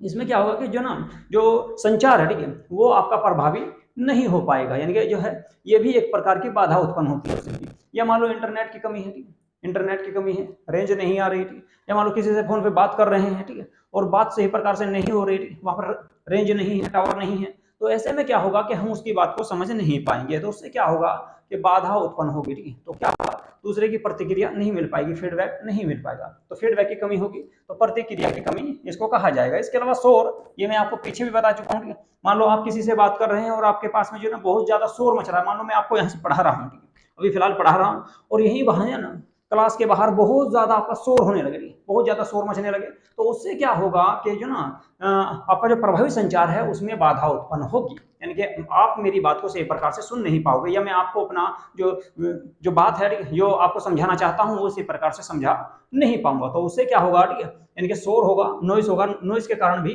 आपका प्रभावी संचार जो है इफेक्टिव होता है या बाधित होता है। इसके अलावा पूर्व धारणा, ठीक है, मान लो मैं आपको पढ़ा रहा हूँ और आप लोगों ने पहले से ही जो ना धारणा बना ली अपने मन में कि भाई ये जो ना ये टीचर जो है अच्छा नहीं पढ़ाता, हमारी समझ में नहीं आने का इसका, यानी कि कुल मिलाकर जो ना पहले से ही किसी के बारे में समझ या प्रतिक्रिया बना लेना, ठीक है, या पहले से ही पूर्व धारणा बना लेना कि भाई जो ना ये व्यक्ति सही नहीं पढ़ाएगा। या मान लो आप कहीं पर जा रहे हैं और दूसरे व्यक्ति से आपको मिलने के लिए कहा जाए, ठीक, और आप पहले से मान लो कि भाई मुझे उससे मिलना नहीं है, ठीक है, वो इंसान सही नहीं थी, हालांकि आप उससे कभी मिले नहीं, ठीक है, फिर भी आपने उसके प्रति अपने मन में जो धारणा उत्पन्न कर रखी है पहले से ही कि भाई वो इंसान अच्छा नहीं है, मैं उससे नहीं मिलूंगा चाहे वो कितना भी अच्छा है, ठीक है, तो उसको कहा जाएगा क्या, पूर्व धारणाएं, यानी कि आपने पहले से ही किसी व्यक्ति के बारे में निगेटिव सोच उत्पन्न कर रखी है, ठीक है, तो उससे क्या होगा, कम्युनिकेशन में बाधा उत्पन्न होगी, या प्रभावी संचार या प्रभावी संप्रेषण में या प्रभावी या इफेक्टिव कम्युनिकेशन में बाधा उत्पन्न होगी, ठीक है। तो ये भाई आपका रहा क्या, आपका आज मैंने बताया आपको क्या, कक्षा संचार, ठीक है, यानी कि कक्षा संप्रेषण, और इसके अलावा प्रभावी संप्रेषण में जो बाधाएं उत्पन्न हो सकती हैं किस किस के कारण हो सकती है, जैसे आप ये देख रहे हैं ना शोर मच रहा है यहाँ पे, ठीक है, चलिए जी एक बार फिर से मैं दोबारा से इसको आपको रिपीट कर देता हूँ फटाफट, ठीक है। एक तो पढ़ा है हमने क्या, आज पढ़ा है जी कक्षा संचार यानी कि क्लासरूम कम्युनिकेशन, इसमें मैंने आपको बताया कक्षा संचार का उद्देश्य छात्रों को ज्ञान प्रदान करना है और उन्हें विषय में रुचि बनाए रखना होता है, ठीक है। इसके अलावा कक्षा में प्रभावी संचार के लिए निम्नलिखित सिद्धांत अपनाए जा सकते हैं, जैसे कि आपका सक्रिय संचार, ठीक है, इसमें क्या होता है कि अध्यापक बच्चों के बीच में एक्टिव होकर सक्रिय रूप से होकर क्वेश्चन आंसर करता है, बच्चों को जो ना बोलने का मौका देता है, तो उससे क्या होता है, ठीक है, उससे क्या होगा, सक्रिय संचार होगा, ठीक है, या सक्रिय संप्रेषण होगा। संगठित संचार का मतलब शिक्षक को अपने विचारों को स्पष्ट और सुव्यवस्थित रूप से प्रस्तुत करना चाहिए ताकि बच्चे उनकी बातों को समझ सके, ठीक है, तो इसको कहा जाएगा क्या, संगठित संचार। सकारात्मक प्रतिक्रिया, यानी कि बच्चों ने कोई आंसर पूछा तो टीचर को उसका आंसर जो है एक्टिव होकर या जो ना उत्साहपूर्वक देना चाहिए ताकि बच्चे उस बात को समझ सके और कक्षा में रुचि ले सके, अपने पाठ्यक्रम में अधिक रुचि उत्पन्न पैदा कर सके। सख्त या इंटरव्यू, इसमें जो है बच्चों से क्वेश्चन आंसर किए जा सकते हैं, ठीक है। इसके अलावा दूसरा बताया मैंने, प्रभावी संचार में आने वाली बाधाएं कौन कौन सी हैं, तो प्रभावी संचार में कई प्रकार की बाधा आ सकती है। तो भाषागत बाधा, यानी कि अलग अलग भाषा के लोगों के बीच में अगर वे बातचीत करेंगे, संचार करेंगे, कम्युनिकेशन करेंगे या संप्रेषण करेंगे, ठीक है, तीनों का मतलब एक ही होता है, संप्रेषण, संचार या कम्युनिकेशन, ठीक है, अंग्रेजी में कम्युनिकेशन होते हैं, हिंदी में आपका संचार या संप्रेषण इसको कहा जाता है। तो बाधा उत्पन्न होगी, यानी कि अलग अलग भाषा के लोग जब आपस में बात करेंगे तो उनके संप्रेषण में बाधा उत्पन्न होगी, यानी कि एक दूसरे की बात को सही प्रकार से समझ नहीं पाएंगे। शारीरिक बाधा का मतलब है यदि कोई विकलांग है या इंटरनेट की कमी है या जो है जहाँ आपका फोन खराब है, मान लो आपका ये बोर्ड, हमारा बोर्ड, ठीक, डिजिटल बोर्ड खराब है, ठीक, बार बार हैंग हो रहा है, तो उससे क्या होगा, प्रभावी कम्युनिकेशन या संप्रेषण में बाधा उत्पन्न होगी, उसको कहा जाएगा शारीरिक बाधा। मनोवैज्ञानिक बाधा का मतलब है कि आपको मान लो गुस्से में हो या तनाव में हो, ठीक है, और आपसे कोई बातचीत करना चाहता है तो आप उससे सही प्रकार से बातचीत नहीं कर पाओगे, उसको कहा जाएगा क्या, मनोवैज्ञानिक बाधा।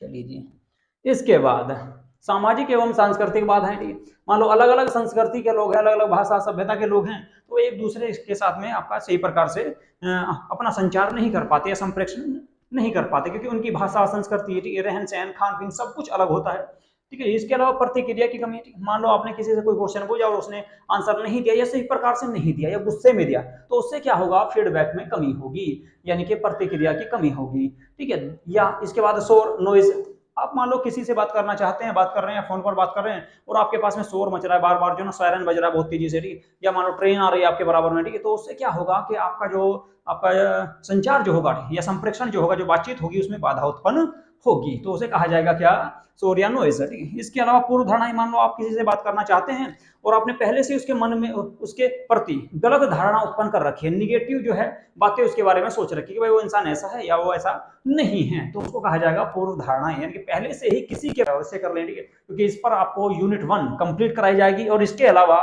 हिस्ट्री की क्लास भी मैंने आपकी इसमें स्टार्ट कर दी है, ठीक है, इतिहास की, ठीक है, यूजीसी नेट के अंतर्गत जो इतिहास की जो क्लासें रहेंगी, इतिहास के PYQ, ठीक है, पिछले सालों के जो क्वेश्चन आंसर आए हैं वे सारे के सारे मैं इसमें आपके कराने वाला हूं, टॉपिक वाइज कराऊंगा, ठीक है, टॉपिक वाइज, यानी कि पहले प्राचीन भारत में भी सबसे पहले प्रागैतिहासिक काल, उसके बाद में आपका जो है हड़प्पा सभ्यता के बाद में वैदिक काल के बाद में जिस तरह महाजनपद, जैन धर्म, बौद्ध धर्म, ठीक, तो टॉपिक वाइज, ठीक है, या चैप्टर वाइज, ठीक है, मैं उसमें आपको जितने भी क्वेश्चन अब तक आए हैं आपके पीजीटी में, टीजीटी में, इसके अलावा असिस्टेंट प्रोफेसर के जितने भी एग्जाम हुए हैं, ठीक है, हरियाणा, यूपी, बिहार, ठीक है, MP, ठीक है, जिनके भी असिस्टेंट प्रोफेसर के जो एग्जाम हुए हैं उनमें जो इतिहास के क्वेश्चन आए हैं, ठीक है, उन टॉपिक से। इसके अलावा यूजीसी नेट के जितने भी आपके क्वेश्चन आए हैं आपके, ठीक है, लगभग 2000 यानी कि 8-9 से लेकर और अब तक के, ठीक है, अब तक यानी कि 2024 तक, ठीक है, जितने भी क्वेश्चन आए हैं वे सारे के सारे मैं उसमें आपको कराने वाला हूं।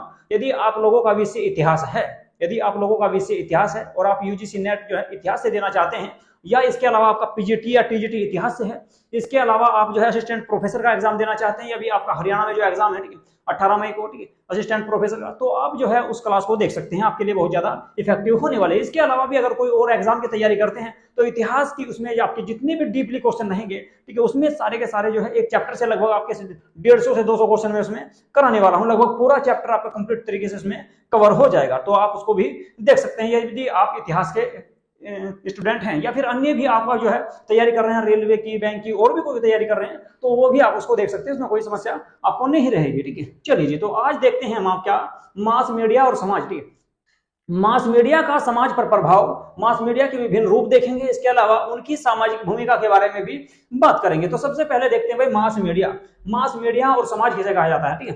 तो समाज एक महत्वपूर्ण हिस्सा है, क्या मास मीडिया समाज का एक महत्वपूर्ण हिस्सा है, ठीक है, एक महत्वपूर्ण हिस्सा है।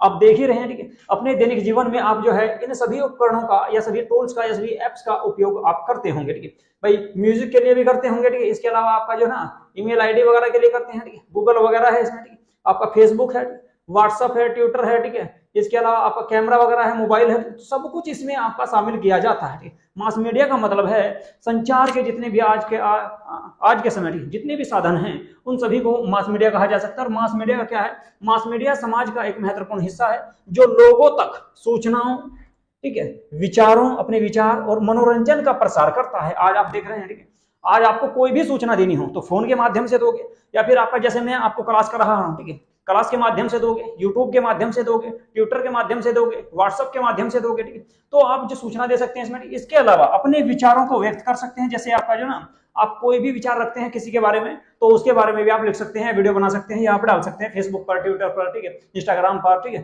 तो आप कहीं भी जो है व्हाट्सएप पर कहीं भी आप जो ना अपने विचारों को इसमें प्रकट कर सकते हैं। दूसरा क्या है, मनोरंजन का साधन तो सबसे बड़ा आज के टाइम में अगर आप देख रहे हैं, ठीक है, तो वो आपका रहेगा आपका व्हाट्सएप, फेसबुक, ट्विटर वगैरह जो है, ठीक है, इस पे आपकी बहुत सारी वीडियो है, फिल्में है, ठीक है, बहुत सारी चीजें आप देख सकते हैं। तो मनोरंजन का प्रसार भी इससे करता है, ये करता है, ठीक है। यह विभिन्न माध्यमों के माध्यम से, यह विभिन्न माध्यमों, ठीक है, या विभिन्न साधनों के माध्यम से, यहाँ पर कह सकते हैं यह विभिन्न साधनों के माध्यम से समाज के विभिन्न पहलुओं को प्रभावित करता है, समाज के विभिन्न पहलुओं को प्रभावित करता है, यानी जनता तक सूचना पहुंचाता है। तो उससे क्या होता है कि समाज को उसके बारे में जानकारी प्राप्त होती है और वे उससे प्रभावित होते हैं, समाज की धारा को दिशा देता है। मीडिया, मास मीडिया का समाज पर गहरा प्रभाव होता है। भाई आज आप देख ही रहे हैं मास मीडिया का आज के समय, ठीक है, इतना ज्यादा इफेक्टिव है आपका 2011 से बाद में अगर बात करें 2011 के बाद से, 2011 से पहले इंटरनेट इतना था नहीं, तो जब से इंटरनेट आया है आपका 3G 4G आया है, इसके अलावा आपका फेसबुक, ट्विटर, व्हाट्सएप वगैरह है, तब से आपका मास मीडिया का मानव जीवन में बहुत महत्वपूर्ण, ठीक है, या मानव समाज में बहुत ही महत्वपूर्ण आपका योगदान रहा है, ठीक है, इसकी सामाजिक भूमिका बहुत महत्वपूर्ण है, ठीक है। चलिए जी आगे बात करेंगे मास मीडिया का समाज पर प्रभाव। तो समाज पर क्या क्या प्रभाव पड़ता है मास मीडिया का, उसके बारे में बात करेंगे। सबसे पहले मैं अगर आपको बात बताऊं तो सूचना का प्रसार, ठीक है, सबसे पहले आपका जो दिया गया है सूचना का प्रसार, आप इसमें लिख सकते हैं, अपने नोट्स बना सकते हैं, इसमें लिखिए मास मीडिया समाज में सूचनाओं का सबसे प्रमुख स्रोत है। मास मीडिया समाज में सूचनाओं का सबसे प्रमुख स्रोत है। यह दुनिया भर की घटनाओं, राष्ट्रीय और अंतर्राष्ट्रीय दोनों को शामिल किया जाएगा, यह दुनिया भर की घटनाओं, राष्ट्रीय व अंतर्राष्ट्रीय समाचारों तथा सामाजिक मुद्दों के बारे में लोगों को अवगत करता है या कराता है। तो लिख सकते हैं आप मास मीडिया समाज में सूचनाओं का सबसे प्रमुख स्रोत है। यह दुनिया भर में घटनाओं और राष्ट्रीय तथा अंतर्राष्ट्रीय समाचारों, सामाजिक मुद्दों के बारे में लोगों को अवगत कराता है या लोगों को उसकी जानकारी प्रदान करता है। कहीं कहीं के माध्यम से करेगा, जैसे कह सकते हैं समाचार पत्र, जैसे समाचार पत्र के माध्यम से करता है। दूसरा टीवी के माध्यम से करेगा, टीवी। तीसरा अभी तो बहुत सारे आ चुके हैं फिलहाल, अभी बात करो भाई यूट्यूब, ठीक है, यूट्यूब के माध्यम से करेगा। इसके अलावा व्हाट्सएप, ठीक है, व्हाट्सएप के माध्यम से करेगा, इसके अलावा फेसबुक के माध्यम से करेगा, इसके अलावा आपका इंस्टाग्राम तो इंस्टाग्राम के माध्यम से करेगा। और क्या लिख सकते हैं भाई, और लिख सकते हैं जी क्या, फेसबुक आ गया, व्हाट्सएप आ गया, इंस्टाग्राम आ गया, ट्विटर लिख सकते हैं भाई, ठीक है, ट्विटर, ठीक है, ट्विटर के माध्यम से करेगा। तो बहुत सारे साधन हैं, वर्तमान में इतने सारे साधन हैं, ठीक है। इंटरनेट के माध्यम से अभी फिलहाल में इतने सारे ऐप्स, इतने सारे एप्लीकेशन आ चुके हैं जिनके माध्यम से सूचना का प्रसार होता है। तो इसमें आप कुछ भी आराम से लिख सकते हैं, ठीक है। आगे बात समझे, तो मास मीडिया समाज में सूचनाओं का सबसे प्रमुख साधन माना जाता है। यह दुनिया भर में, यानी कि पूरे विश्व में, यह पूरे विश्व में घटनाओं, पूरे विश्व की घटनाओं, राष्ट्रीय व अंतर्राष्ट्रीय समाचारों और सामाजिक मुद्दों के बारे में लोगों को जानकारी प्रदान करता है। इसके अलावा जैसे कह सकते हैं समाचार पत्र है, टीवी न्यूज है, रेडियो है, इंटरनेट है, ठीक है। इसके अलावा बहुत सारे उपकरण हैं आपके, कौन कौन से कह सकते हैं, यूट्यूब है, व्हाट्सएप है, फेसबुक है, ट्विटर है, इंस्टाग्राम है, आदि भी आप इसमें लिख सकते हैं, इसमें कोई बड़ी बात नहीं है, ठीक है। तो आपकी समझ में ये आपका आ गया होगा। दूसरा देखते हैं, दूसरा प्रभाव क्या होगा, मानसिकता और विचारधारा का निर्माण, मानसिकता और विचारधारा का निर्माण, ठीक है। मीडिया समाज की मानसिकता और विचारधारा को आकार देता है, क्योंकि लोगों को दिखाता है उसके बारे में, ठीक है। लोग देखकर सुनकर उन पर ज्यादा विश्वास करते हैं और उसी प्रकार से उसको अपनाने का प्रयास करते हैं। तो लोगों की मानसिकता पर आपका मीडिया का बहुत ही ज्यादा प्रभाव पड़ता है, ठीक है। यह किसी भी घटना, विचार या आंदोलन को किस दृष्टिकोण से प्रस्तुत करता है, इस बात को जो ना, इसका समाज पर जो ना बहुत गहरा प्रभाव पड़ता है। मान लो अभी आपने देखा होगा, अभी हाल फिलहाल में जो सबसे प्रमुख जो घटना चल रही थी, एक घटना चल रही थी, आपने सुना होगा सौरभ कांड, ठीक, मेरठ सौरभ कांड, ठीक है, मेरठ सौरभ हत्याकांड, ठीक है। उसमें क्या हुआ कि उसकी पत्नी ने अपने प्रेमी के साथ मिलकर अपने पति के 14 टुकड़े करके और नीले ड्रम में डाल दिया, ठीक है। अब उसको लोग अलग अलग तरीके से दिखा रहे हैं, ठीक। तो लोगों की मानसिकता जो ना, मानसिकता पर जो है उससे बहुत ज्यादा प्रभाव पड़ रही है। लोग जो ना अपनी पत्नियों पर शक करने लगे उसको देखकर, उस मीडिया को, इस घटना को देखकर बहुत सारे लोग ऐसे हैं जो अपनी खुद की पत्नियों पर भी जो है ना उनको विश्वास नहीं रहा, ठीक है, या उन पर जो ना विश्वास नहीं करते। तो इस तरह से जो ना बहुत ज्यादा इफेक्ट पड़ता है। या और कोई घटना आ जाए ऐसे, ठीक है, तो उसको देखकर क्या होता है, ठीक है, तो मानसिकता और विचारधारा का निर्माण होता है उससे, ठीक है। तो मानसिकता पर बहुत ज्यादा प्रभाव पड़ता है। मीडिया जो है या इंटरनेट जो है, या आज के टाइम में फेसबुक या व्हाट्सएप या ट्विटर या तुम्हारा आपका यूट्यूब के माध्यम से, ठीक है, बहुत ज्यादा मानसिकता पर विचार पड़ रहा है। लोगों की विचारधाराएं या आंदोलन चल रहा है या कोई ऐसी घटना आ जाए तो उसको देखकर बहुत ज्यादा जो है लोगों की मानसिकता प्रभावित होती है, ठीक है, या विचारधारा प्रभावित होती है। इससे पहले एक और देखा होगा आपने, ठीक है, इससे पहले एक घटना आई थी आपकी, शायद उत्तर प्रदेश की थी, वो महिला पीसीएस बनी थी, ठीक है, नाम था उसका शायद क्या नाम था, ठीक है। तो उसने क्या हुआ जो ना बाद में जो ना अपने पति को छोड़ दिया था, ठीक है, नौकरी लगने के बाद।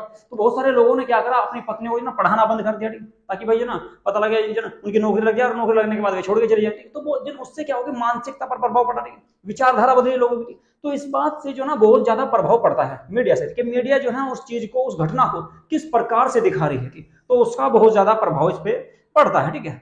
तो आप इसे आराम से लिख सकते हैं इसमें, ठीक है, कि भाई मानसिकता और विचारधारा का निर्माण, ठीक है, इससे होता है। तो ये भी आपका मास मीडिया का समाज पर बहुत ज्यादा प्रभाव पड़ता है, यानी कि लोगों का इस पर बहुत ज्यादा प्रभाव पड़ेगा। चलिए जी, इसके बाद देखते हैं क्या दिया, संस्कृति का प्रसार, ठीक है। आपकी जो सभ्यता है, संस्कृति है, ठीक है, उसको आप दिखाओगे, उसके बारे में प्रचार करोगे, तो उससे बहुत ज्यादा इफेक्टिव होता है। मीडिया के माध्यम से एक संस्कृति दूसरी संस्कृति में प्रसारित हो जाती है। मान लो जो ना हमारे क्षेत्र की संस्कृति अलग है, और दूसरे क्षेत्र में अगर आप चले जाओ, एमपी में या आपका छत्तीसगढ़ में, झारखंड में जाओगे, ठीक, आदिवासी क्षेत्रों में, तो उनकी संस्कृति अलग है। लेकिन क्या होता है कि आपने देखा हो ना, आजकल जो है एक मूवी आई थी अभी थोड़े दिन पहले, इसका सबसे बढ़िया एग्जांपल मैं आपको बताऊं, पुष्पा, ठीक है। पुष्पा मूवी को देखकर जो ना लोग जो ना पुष्पा की तरह एक्टिंग जो ना करने लगे थे। तो उसका क्या हुआ, जबकि वो मूवी थी कहाँ की, दक्षिण भारत की, ठीक है, और उसका उत्तर भारत में, यानी कि पूरे भारत में पूरा प्रभाव पड़ा, ठीक। तो बहुत सारी घटनाएं ऐसी होती हैं जिनको देखकर, ठीक, मैं फिल्मों के माध्यम से, संगीत के माध्यम से, टेलीविजन के माध्यम से, अनेक जो ना कार्यक्रमों के माध्यम से, ठीक, उत्तर भारत की पश्चिम भारत में, पश्चिम भारत के दक्षिण भारत में, इनकी संस्कृति या सभ्यता या उनकी चाल चलन, ठीक है, या उनका खान पीन, ठीक है, वो बहुत ज्यादा जो ना प्रसारित तो होता है। तो उसमें कह सकते हैं आप क्या, कि संस्कृति का प्रसार होता है इसके माध्यम से, ठीक है। इसके अलावा मनोरंजन और आराम, ये तो सबसे ज्यादा भाई आज के टाइम में, आज आप कहीं भी चले जाओ, ठीक है, मोबाइल खोलकर बैठ जाओ यूट्यूब पे, ठीक है, आपको जो ना अपने समय का पता नहीं लगेगा, इतनी जल्दी से आपका जो ना टाइम कट जाएगा। या मान लो आप जो है कहीं से भी काम करके आए हैं, ठीक है, पूरे दिन में आपने काम किया है, शाम को आके जो ना क्या करता है इंसान, टेलीविजन देख लिया, ठीक है, न्यूज देख ली, ठीक है, इसके अलावा रेडियो पर गाने सुन लिया, ठीक है, फिल्में देख ली। आज के समय तो सोशल मीडिया के माध्यम से, यानी कि मोबाइल फोन के माध्यम से आप कुछ भी देख सकते हैं, ठीक है। जो भी सर्च करोगे वही आपको दिखाएगा। तो उससे क्या होगा कि समाज में जो ना मानसिक राहत जो ना एक प्रकार से मिलती है, यानी कि व्यक्ति का तनाव थोड़ा सा कम होता है। तो क्या होगा उससे, यानी इंसान का मनोरंजन होगा, इसके अलावा उसको थोड़ा सा आराम मिलता है। ठीक है, अभी उसमें पूरे दिन की टेंशन उसकी मुक्त या टेंशन से मुक्त वो हो जाता है, तो उसको भी इसमें कहा जा सकता है। चलिए जी, ठीक है। इसके बाद सामाजिक जागरूकता और परिवर्तन। ठीक है, सामाजिक जागरूकता और परिवर्तन में क्या बात है, मीडिया समाज में जागरूकता फैलाती है। ये तो आप सभी को पता ही है, कोई भी घटना हो जाए उसके बारे में आपका पूरे भारत में क्या पूरी दुनिया में सूचना फैल जाती है। ठीक है, अभी आपने देखा था एक ऐप आया है आपका ग्रोक, ग्रोक के बारे में आप लोगों ने सुना होगा। ठीक है, ग्रोक, ठीक है, ये क्या है कि बड़े बड़े नेताओं की पोल खोल रहा है, ठीक है, कि भाई किसके क्या गुण हैं और क्या अवगुण है। ये किसी को सही बता रहा है, किसी को गलत बता रहा है। ठीक है, तो इससे क्या हो रहा है कि लोगों की जो ना सामाजिक जागरूकता फैल रही है। ठीक है, सामाजिक जागरूकता इससे फैल रही है। इस भाई साहब ने ना मोदी को, योगी को, ठीक है, इसके अलावा जो है राहुल गांधी को या अखिलेश, किसी को नहीं छोड़ा। ठीक है, सबके बारे में बता रहा है भाई साहब। ठीक है, तो कुल मिलाकर क्या होता है कि मीडिया जो है समाज में जागरूकता फैलाने का एक प्रभावी माध्यम है। ठीक है, इसके अलावा और क्या कह सकते हैं, इससे फायदे भी बहुत सारे हैं। ठीक है, क्या फायदे हैं भाई, ठीक है, जैसे आप लोग अभी पढ़ रहे हैं। ठीक है, आप लोग जो पढ़ रहे हैं, ठीक है, वो मास मीडिया के माध्यम से ही तो पढ़ रहे हैं, यूट्यूब के माध्यम से पढ़ रहे हैं। वो भी एक मास मीडिया का हिस्सा है। ठीक है, तो आप यूट्यूब के माध्यम से पढ़ रहे हैं, जानकारी प्रदान कर रहे हैं। ठीक है, जबकि इससे पहले क्या था, जब आपका यूट्यूब वगैरह, फेसबुक वगैरह ऑनलाइन क्लासें नहीं थी, तो बच्चों को टीचरों के पास में या क्लास में जाकर पढ़ना पड़ता था। मान लो कोई गांव का क्षेत्र है तो शहरों में जाते थे बच्चे पढ़ने के लिए। लेकिन आजकल क्या है कि घर में बैठकर या खेत में बैठकर या गांव में बैठकर, अपने घर में बैठकर भी बच्चे शिक्षा प्राप्त कर रहे हैं। इसके अलावा पर्यावरण के बारे में बहुत सारी जो ना जागरूकता घटना चलती रहती है, महिलाओं के अधिकारों की बात होती है, सामाजिक मुद्दों की बात हो सकती है इसमें। ठीक है, इसके अलावा अगर वो बात करूं आंदोलन, कोई आंदोलन शुरू करना हो तो आप ऑनलाइन भी स्टार्ट कर सकते हैं, कोई आंदोलन स्टार्ट कर सकते हैं। जैसे महिलाओं के अधिकार के लिए, दलित अधिकार के लिए, पर्यावरण संरक्षण के लिए, तो बहुत सारी चीजों को लेकर सामाजिक जागरूकता और परिवर्तन इसके माध्यम से आपका हो सकता है। ठीक है, आपकी समझ में आ गया होगा। यदि कोई दिक्कत है तो भाई कमेंट करके जरूर बता दिया करो। ठीक है, चलिए जी। अच्छा, एक मिनट, स्मृति और इतिहास का निर्माण। ठीक है भाई, आपका क्या होता है, ठीक है, मास मीडिया के माध्यम से आपकी याददाश्त रहती है। याददाश्त कैसे रहेगी, आप कहोगे जी याददाश्त कैसे रहेगी और इतिहास का निर्माण कैसे होगा। ठीक है, देखिए भाई, मीडिया के माध्यम से जो जितनी भी आज घटनाएं हो रही हैं, ठीक है, जो भी आज घटना हो रही है, यदि आपने उसको रिकॉर्ड कर लिया, मान लो आज मैं ये क्लास बना रहा हूँ, ठीक है, आज मैं ये क्लास बना रहा हूँ अप्रैल 2025 में, ठीक है, आपको पढ़ा रहा हूँ, तो आप इस वीडियो को, इस क्लास को 20 साल बाद, 50 साल बाद, 100 साल बाद या 2000 साल बाद भी देख सकते हैं। ठीक है, देख सकते हैं। तो क्या हो गया, ठीक है, ये एक तो आपका जो ना, एक आपका जो ना इतिहास का निर्माण हो रहा है। ठीक है भाई, इतिहास में आप इसको ना भविष्य में कभी भी देख सकते हो। ठीक है, दूसरा क्या होता है कि याददाश्त। ठीक है, मान लो मैंने आपको आज कोई बात कही थी, तो आप इस बात को जो है मुझसे कल भी कह सकते हैं, सर आपने कल तो वो बात बताई थी, या 2 माह बाद या 6 माह बाद या 1 साल बाद या 2 साल बाद कह सकते हैं, सर आपने वो उस तरह से समझाया था, उसके बारे में इस तरह से बताया था। तो क्या होगा, स्मृति की याददाश्त भी इसमें बनी रहती है या प्रभावित होती है। ठीक है, तो ऐसा कह सकते हैं इसमें। ठीक है, या देश में जितनी भी घटनाएं हो रही हैं आज के समय, ठीक है, अभी आपने देखा वक्फ बिल पास हुआ है, ठीक है, उसके बारे में सारी घटनाएं आपकी यूट्यूब पर मिल जाएगी वीडियो है, और उसको चाहे आप 20 साल बाद भी देखोगे। ये आपका कोरोना काल में जिस तरह से हुआ था, ठीक है, उसके बारे में आज तक वीडियो देख सकते हैं आप। ठीक है, उससे पहले आपका जो भी घटनाएं हुई है कुल मिलाकर, ठीक है, उन घटनाओं को संजो के रखा जा सकता है मास मीडिया के माध्यम से, तो उसको इतिहास में शामिल किया जा सकता है। ठीक है, इतिहास का निर्माण हो रहा है। ठीक है, अभी बात समझिए। चलिए जी, अब देखेंगे भाई क्या मीडिया के विभिन्न रूप और उनकी सामाजिक भूमिका। ठीक है, एक बार फिर से मैं थोड़ा सा इसको आपका रिपीट कर देता हूं। मास मीडिया पर समाज का प्रभाव पड़ेगा, सूचना और प्रचार के माध्यम से मानसिकता और विचारधारा का निर्माण होगा। ठीक है, इस तरह से ही आपके एग्जाम में क्वेश्चन आ जाते हैं कई बार देखने को। ठीक है, इसके अलावा दूसरा संस्कृति का प्रसार होगा, मनोरंजन और आराम लोगों को प्राप्त होगा इससे। इसके अलावा सामाजिक जागरूकता और परिवर्तन में बढ़ावा मिलेगा, और स्मृति यानी याददाश्त और इतिहास का भी निर्माण इससे होता है। चलिए जी, आगे देखेंगे अब मीडिया के विभिन्न रूप और उनकी सामाजिक भूमिका। मीडिया के कौन कौन से रूप हैं, पहले रूप देखते हैं फिर सामाजिक भूमिका देखेंगे। ठीक है, तो मीडिया के रूप की अगर मैं बात करूं, सबसे पहले आपके सामने लिखा है प्रिंट मीडिया। प्रिंट मीडिया मतलब कि जो चीजें छपकर आ रही है। ठीक है, आपको बता दूं सबसे पहले भारत में जो प्रिंटिंग प्रेस लगाई गई थी गोवा के क्षेत्र में पुर्तगालियों के द्वारा लगाई गई थी। ठीक है, तो ये आप न्यूज़पेपर देख रहे हैं ना, ठीक है, ये प्रिंट मीडिया का एग्जाम्पल है। ठीक है, प्रिंट मीडिया का क्या है, ये एग्जाम्पल है। इसके अलावा आप जितनी भी पुस्तकें देखते हैं, जितनी भी पत्रिकाएं देखते हैं, सारी के सारी क्या है, वे आपकी प्रिंट मीडिया का एग्जाम्पल कहा जा सकता है। प्रिंट मीडिया का उद्देश्य क्या होगा, ठीक है, प्रिंट मीडिया में आप अगर इसमें लिखना चाहो तो लिख सकते हैं समाचार पत्र,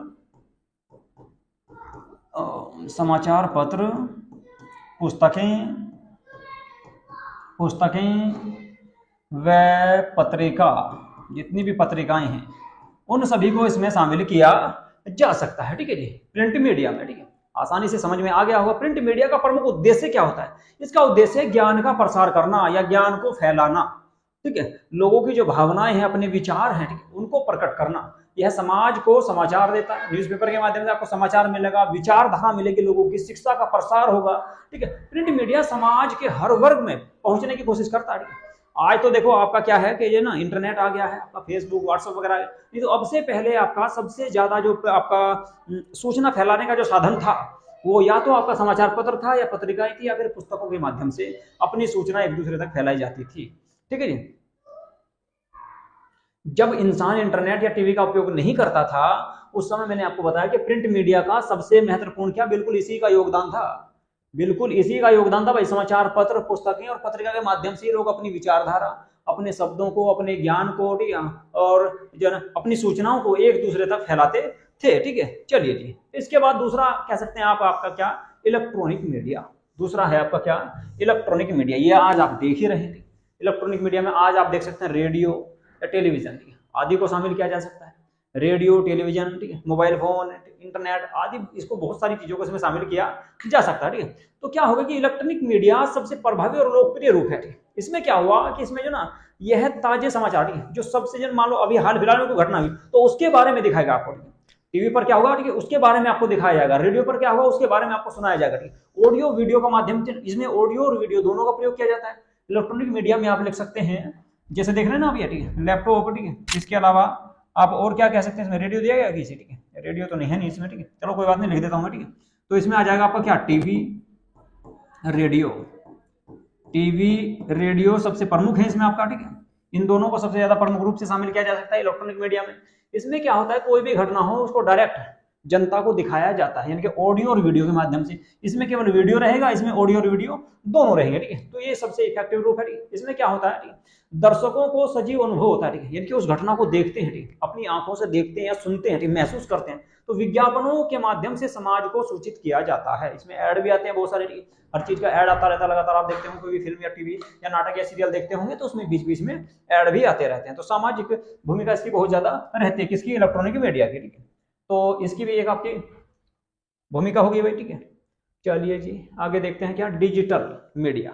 डिजिटल मीडिया आज के समय सबसे ज्यादा महत्वपूर्ण भाई यही है, ठीक है। बाकी जो पीछे दोनों बताई मैंने आपको, ठीक है, इलेक्ट्रॉनिक और प्रिंट मीडिया, उसका महत्व तो आज बहुत कम हो चुका है। क्यों? क्योंकि प्रत्येक व्यक्ति के जेब में मोबाइल फोन है और मोबाइल फोन में इतने एप्लीकेशन है, आपको वहां पर समाचार पत्र, न्यूज, ठीक है, सीरियल, इसके अलावा मूवी, गाने, संगीत, सब कुछ मिलेगा आपको, ठीक है। फेसबुक पर, व्हाट्सएप पर, ट्विटर पर आपको सब कुछ, सारी घटनाओं के बारे में जानकारी मिलती है। तो इसलिए उनका महत्व खत्म हो गया और सबसे ज्यादा मोस्ट इंपोर्टेंट है आज के समय में क्या, डिजिटल मीडिया। डिजिटल मीडिया में आप ये देख रहे हैं ना, यूट्यूब, इस मैडम का तो पहला स्थान है भाई साहब, ठीक है। इसके अलावा आप देख रहे हो यहाँ पर ये व्हाट्सएप, ठीक है जी, इसका भी बहुत महत्वपूर्ण योगदान है भाई, ठीक है। इसके अलावा ये आपका ट्विटर है, ठीक है जी, ये ट्विटर है आपका, ठीक है, इसको भी देख रहे होंगे। कहीं पे फेसबुक भी है कि भाई, ये रहा जी फेसबुक भी, ठीक है, इसका भी बड़ा महत्वपूर्ण योगदान है, ठीक है। ये गूगल भाई साहब है, ठीक है, इसका भी बड़ा योगदान है। तो कुल मिलाकर ये सारे ऐसे साधन हैं जिनको आपका क्या कहा जाएगा, डिजिटल मीडिया।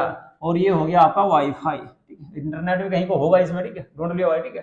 तो कुल मिलाकर डिजिटल मीडिया का आज के समय सबसे ज्यादा योगदान है, ठीक है। इसके माध्यम से, इसमें अगर आप कह सकते हो तो इंटरनेट आ जाएगा, सोशल मीडिया, वेब पोर्टल, ठीक है, गूगल, ठीक है, इसके अलावा यूट्यूब, फेसबुक, व्हाट्सएप, सब इसी में शामिल कर लो, ठीक है।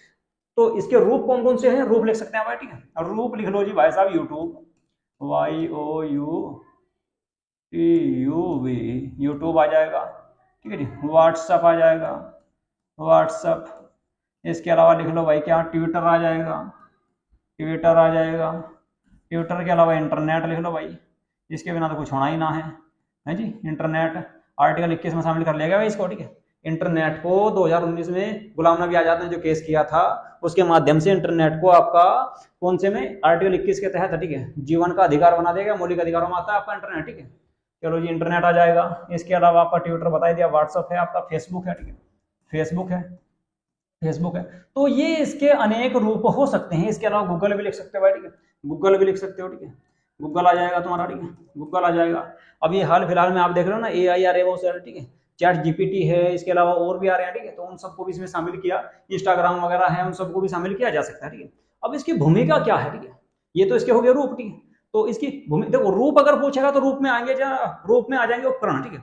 जैसे मान लो इससे पीछे मैंने कराया आपको, ठीक है, इससे पहले मैंने आपको बताया प्रिंट मीडिया में, प्रिंट मीडिया के रूप कौन से होंगे, समाचार पत्र, पत्रिकाएं या पुस्तकें हैं, ठीक है। और ये भूमिका क्या है कि समाज को सूचना देना, ठीक है, ज्ञान प्रदान करना। ऐसे ही इलेक्ट्रॉनिक मीडिया में क्या आ जाएगा, तुम्हारा टीवी और रेडियो के रूप आ जाएंगे, काम क्या है कि सूचना देना, प्रसार करना, ठीक है। ये इसकी भूमिका रहेगी, ठीक। ऐसे ही तुम यहाँ पर देख रहे हो ना, डिजिटल मीडिया की तो सबसे ज्यादा भूमिका है। क्या क्या भूमिका है इसके बारे में बात कर लेते हैं। डिजिटल मीडिया ने संचार के तरीके में पूरी तरह से बदल कर रख दिया, ठीक है, पूरी तरह से जो ना चेंज कर दिया है। यह सूचना का त्वरित यानी कि बिल्कुल एकदम, मान लो अभी कोई घटना हुई, तुरंत के तुरंत तुम्हें दिखाई जाएगी व्हाट्सएप के माध्यम से या फेसबुक के माध्यम से या फिर आपका यूट्यूब के माध्यम से, ठीक है, तुरंत दिखाई जाएगी। जैसे मान लो मैं आपको जो अभी पढ़ा रहा हूँ, फिलहाल तुम्हारे पास में सूचना जा रही है, ठीक है। तो क्या होता है, इसमें सूचनाओं का आदान प्रदान तुरंत होता है, ठीक है।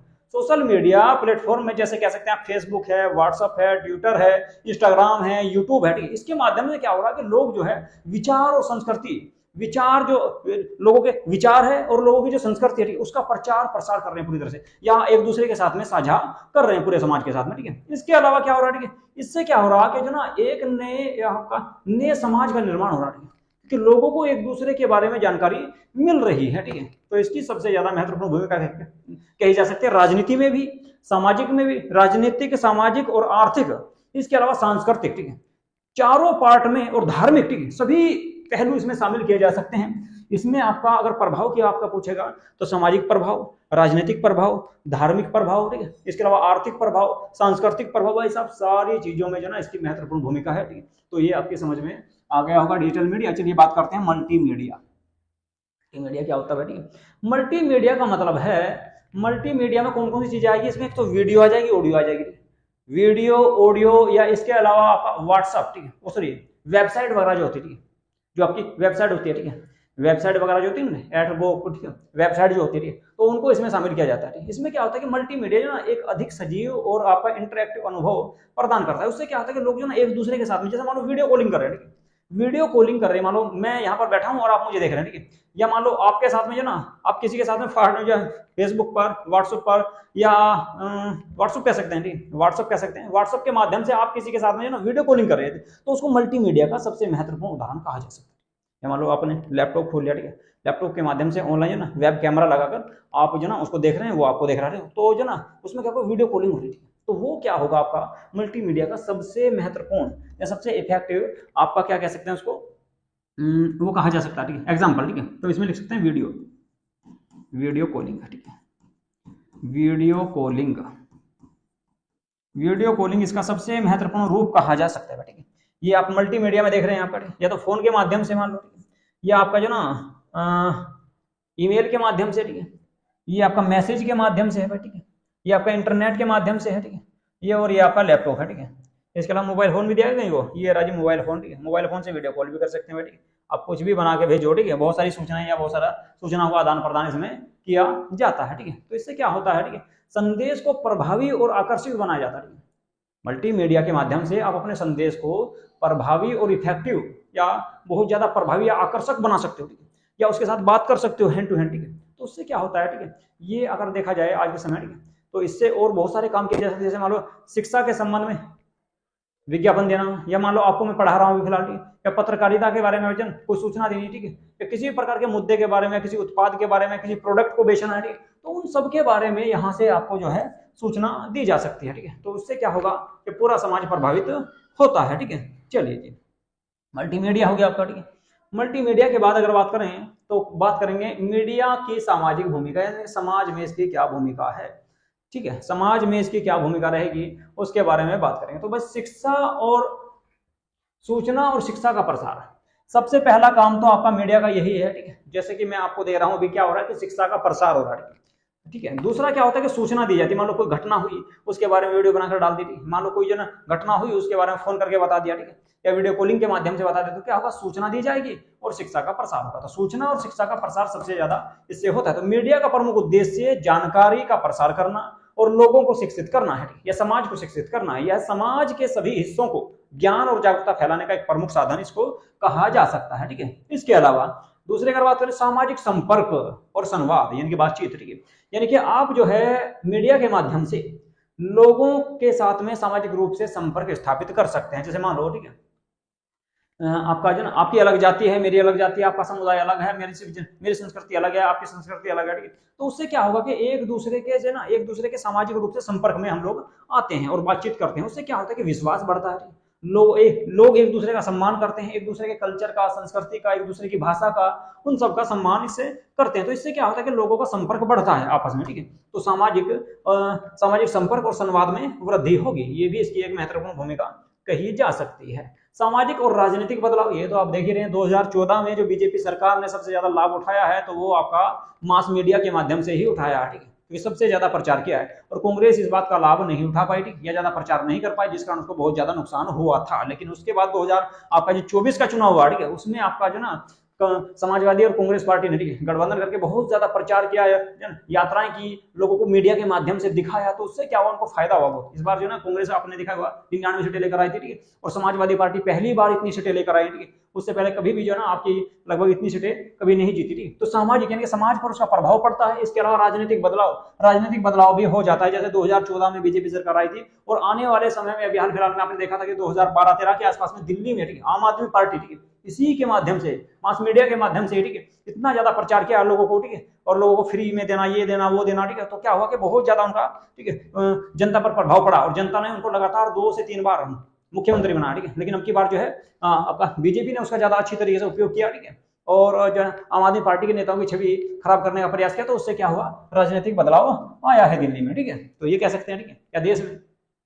तो मीडिया समाज में बदलाव का उत्प्रेरक होती है। उत्प्रेरक मतलब जो ना एक तरह से स्रोत होती है, ठीक है। यह समाज के मुद्दों को उजागर करती है, बार बार दिखाते हुए केजरीवाल ने, आम आदमी पार्टी ने कितना घोटाला किया है, कांग्रेस ने कितना घोटाला किया है, ठीक है, या बीजेपी के नेताओं ने कितना घोटाला किया है, ठीक है। तो उसके बारे में दिखाते हैं। इसके अलावा क्या है, जो गलत प्रथाएं हैं, जैसे मान लो 3 तलाक था, ठीक है, बहुत ज्यादा प्रचार हुआ, ठीक है, तो गलत प्रथा थी, ठीक है, तो उसका जो ना विरोध किया गया। इसके अलावा सामाजिक सुधारों के लिए आंदोलन चलते हैं बहुत सारे, ठीक है, जैसे अन्ना आंदोलन था, किसान आंदोलन चलते रहते हैं। तो ये सारे आंदोलन चल रहे हैं। तो इससे क्या होगा, चुनावों के दौरान मीडिया की भूमिका जो होती है, वो जनता को सूचित करती है कि भाई जो ना कि अभी हाल फिलहाल में किसका पलड़ा भारी चल रहा है, किसको कितनी सीटें मिल रही हैं, किसके बारे में क्या हो रहा है, किस नेता ने कितना क्या किया। उससे क्या होगा कि लोकतंत्र जो ना मजबूत होता है, ठीक है।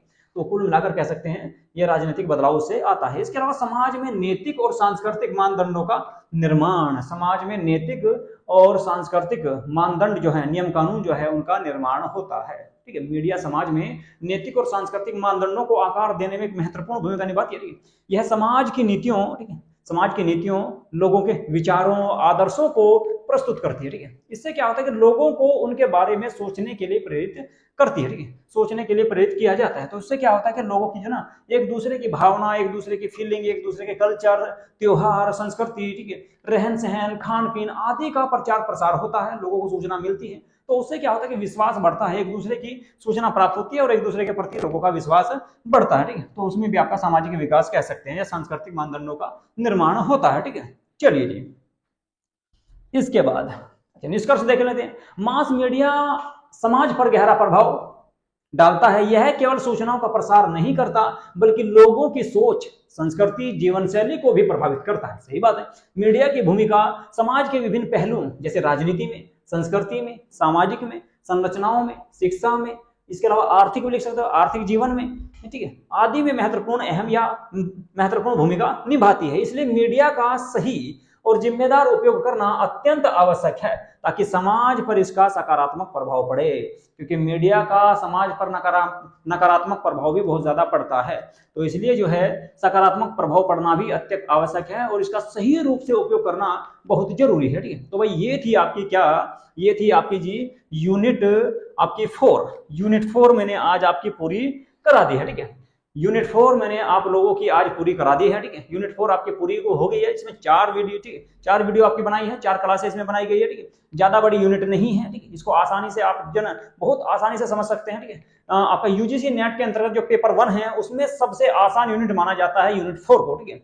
ये मैंने आपकी कंप्लीट तरीके से करा दिया, और इसमें बहुत आसानी से आपको नंबर मिल जाते हैं, ठीक है। तो 5 क्वेश्चन इसमें आएंगे आपके, ठीक है। 5 क्वेश्चन आने वाले हैं, और एक क्वेश्चन जो है वो आपका 2 नंबर का रहेगा। ये शुरू में भी आपको बता चुका हूँ, ठीक है। तो आपका 10 नंबर मान लो जो ना इस टॉपिक से आपके कंप्लीट हो जाएंगे। इसके अलावा एक यूनिट और आपकी यूनिट 1 भी मैं आपकी कंप्लीट करा चुका हूँ कुल मिलाकर, यानी कि अब तक आपका 20 नंबर का टॉपिक मैं कंप्लीट करा चुका हूं। ठीक है, इसके अलावा आपका जो है अगली यूनिट चलने वाली है। ठीक है, तो कल से नई यूनिट को स्टार्ट करेंगे। ठीक है, चलिए ठीक है, तो आज की क्लास को करते हैं यहीं पे समाप्त। और जिन बच्चों ने हमारे यूट्यूब चैनल को सब्सक्राइब नहीं किया है तो वे प्लीज हमारे यूट्यूब चैनल को सब्सक्राइब अवश्य कर लें। और यदि ये वीडियो आपको अच्छी लग रही है तो दूसरे लोगों के पास भी भाई शेयर करें। ठीक है, ज्यादा से ज्यादा शेयर करें और आपका इन वीडियो को लाइक जरूर करते रहें। ठीक है, चलिए जी।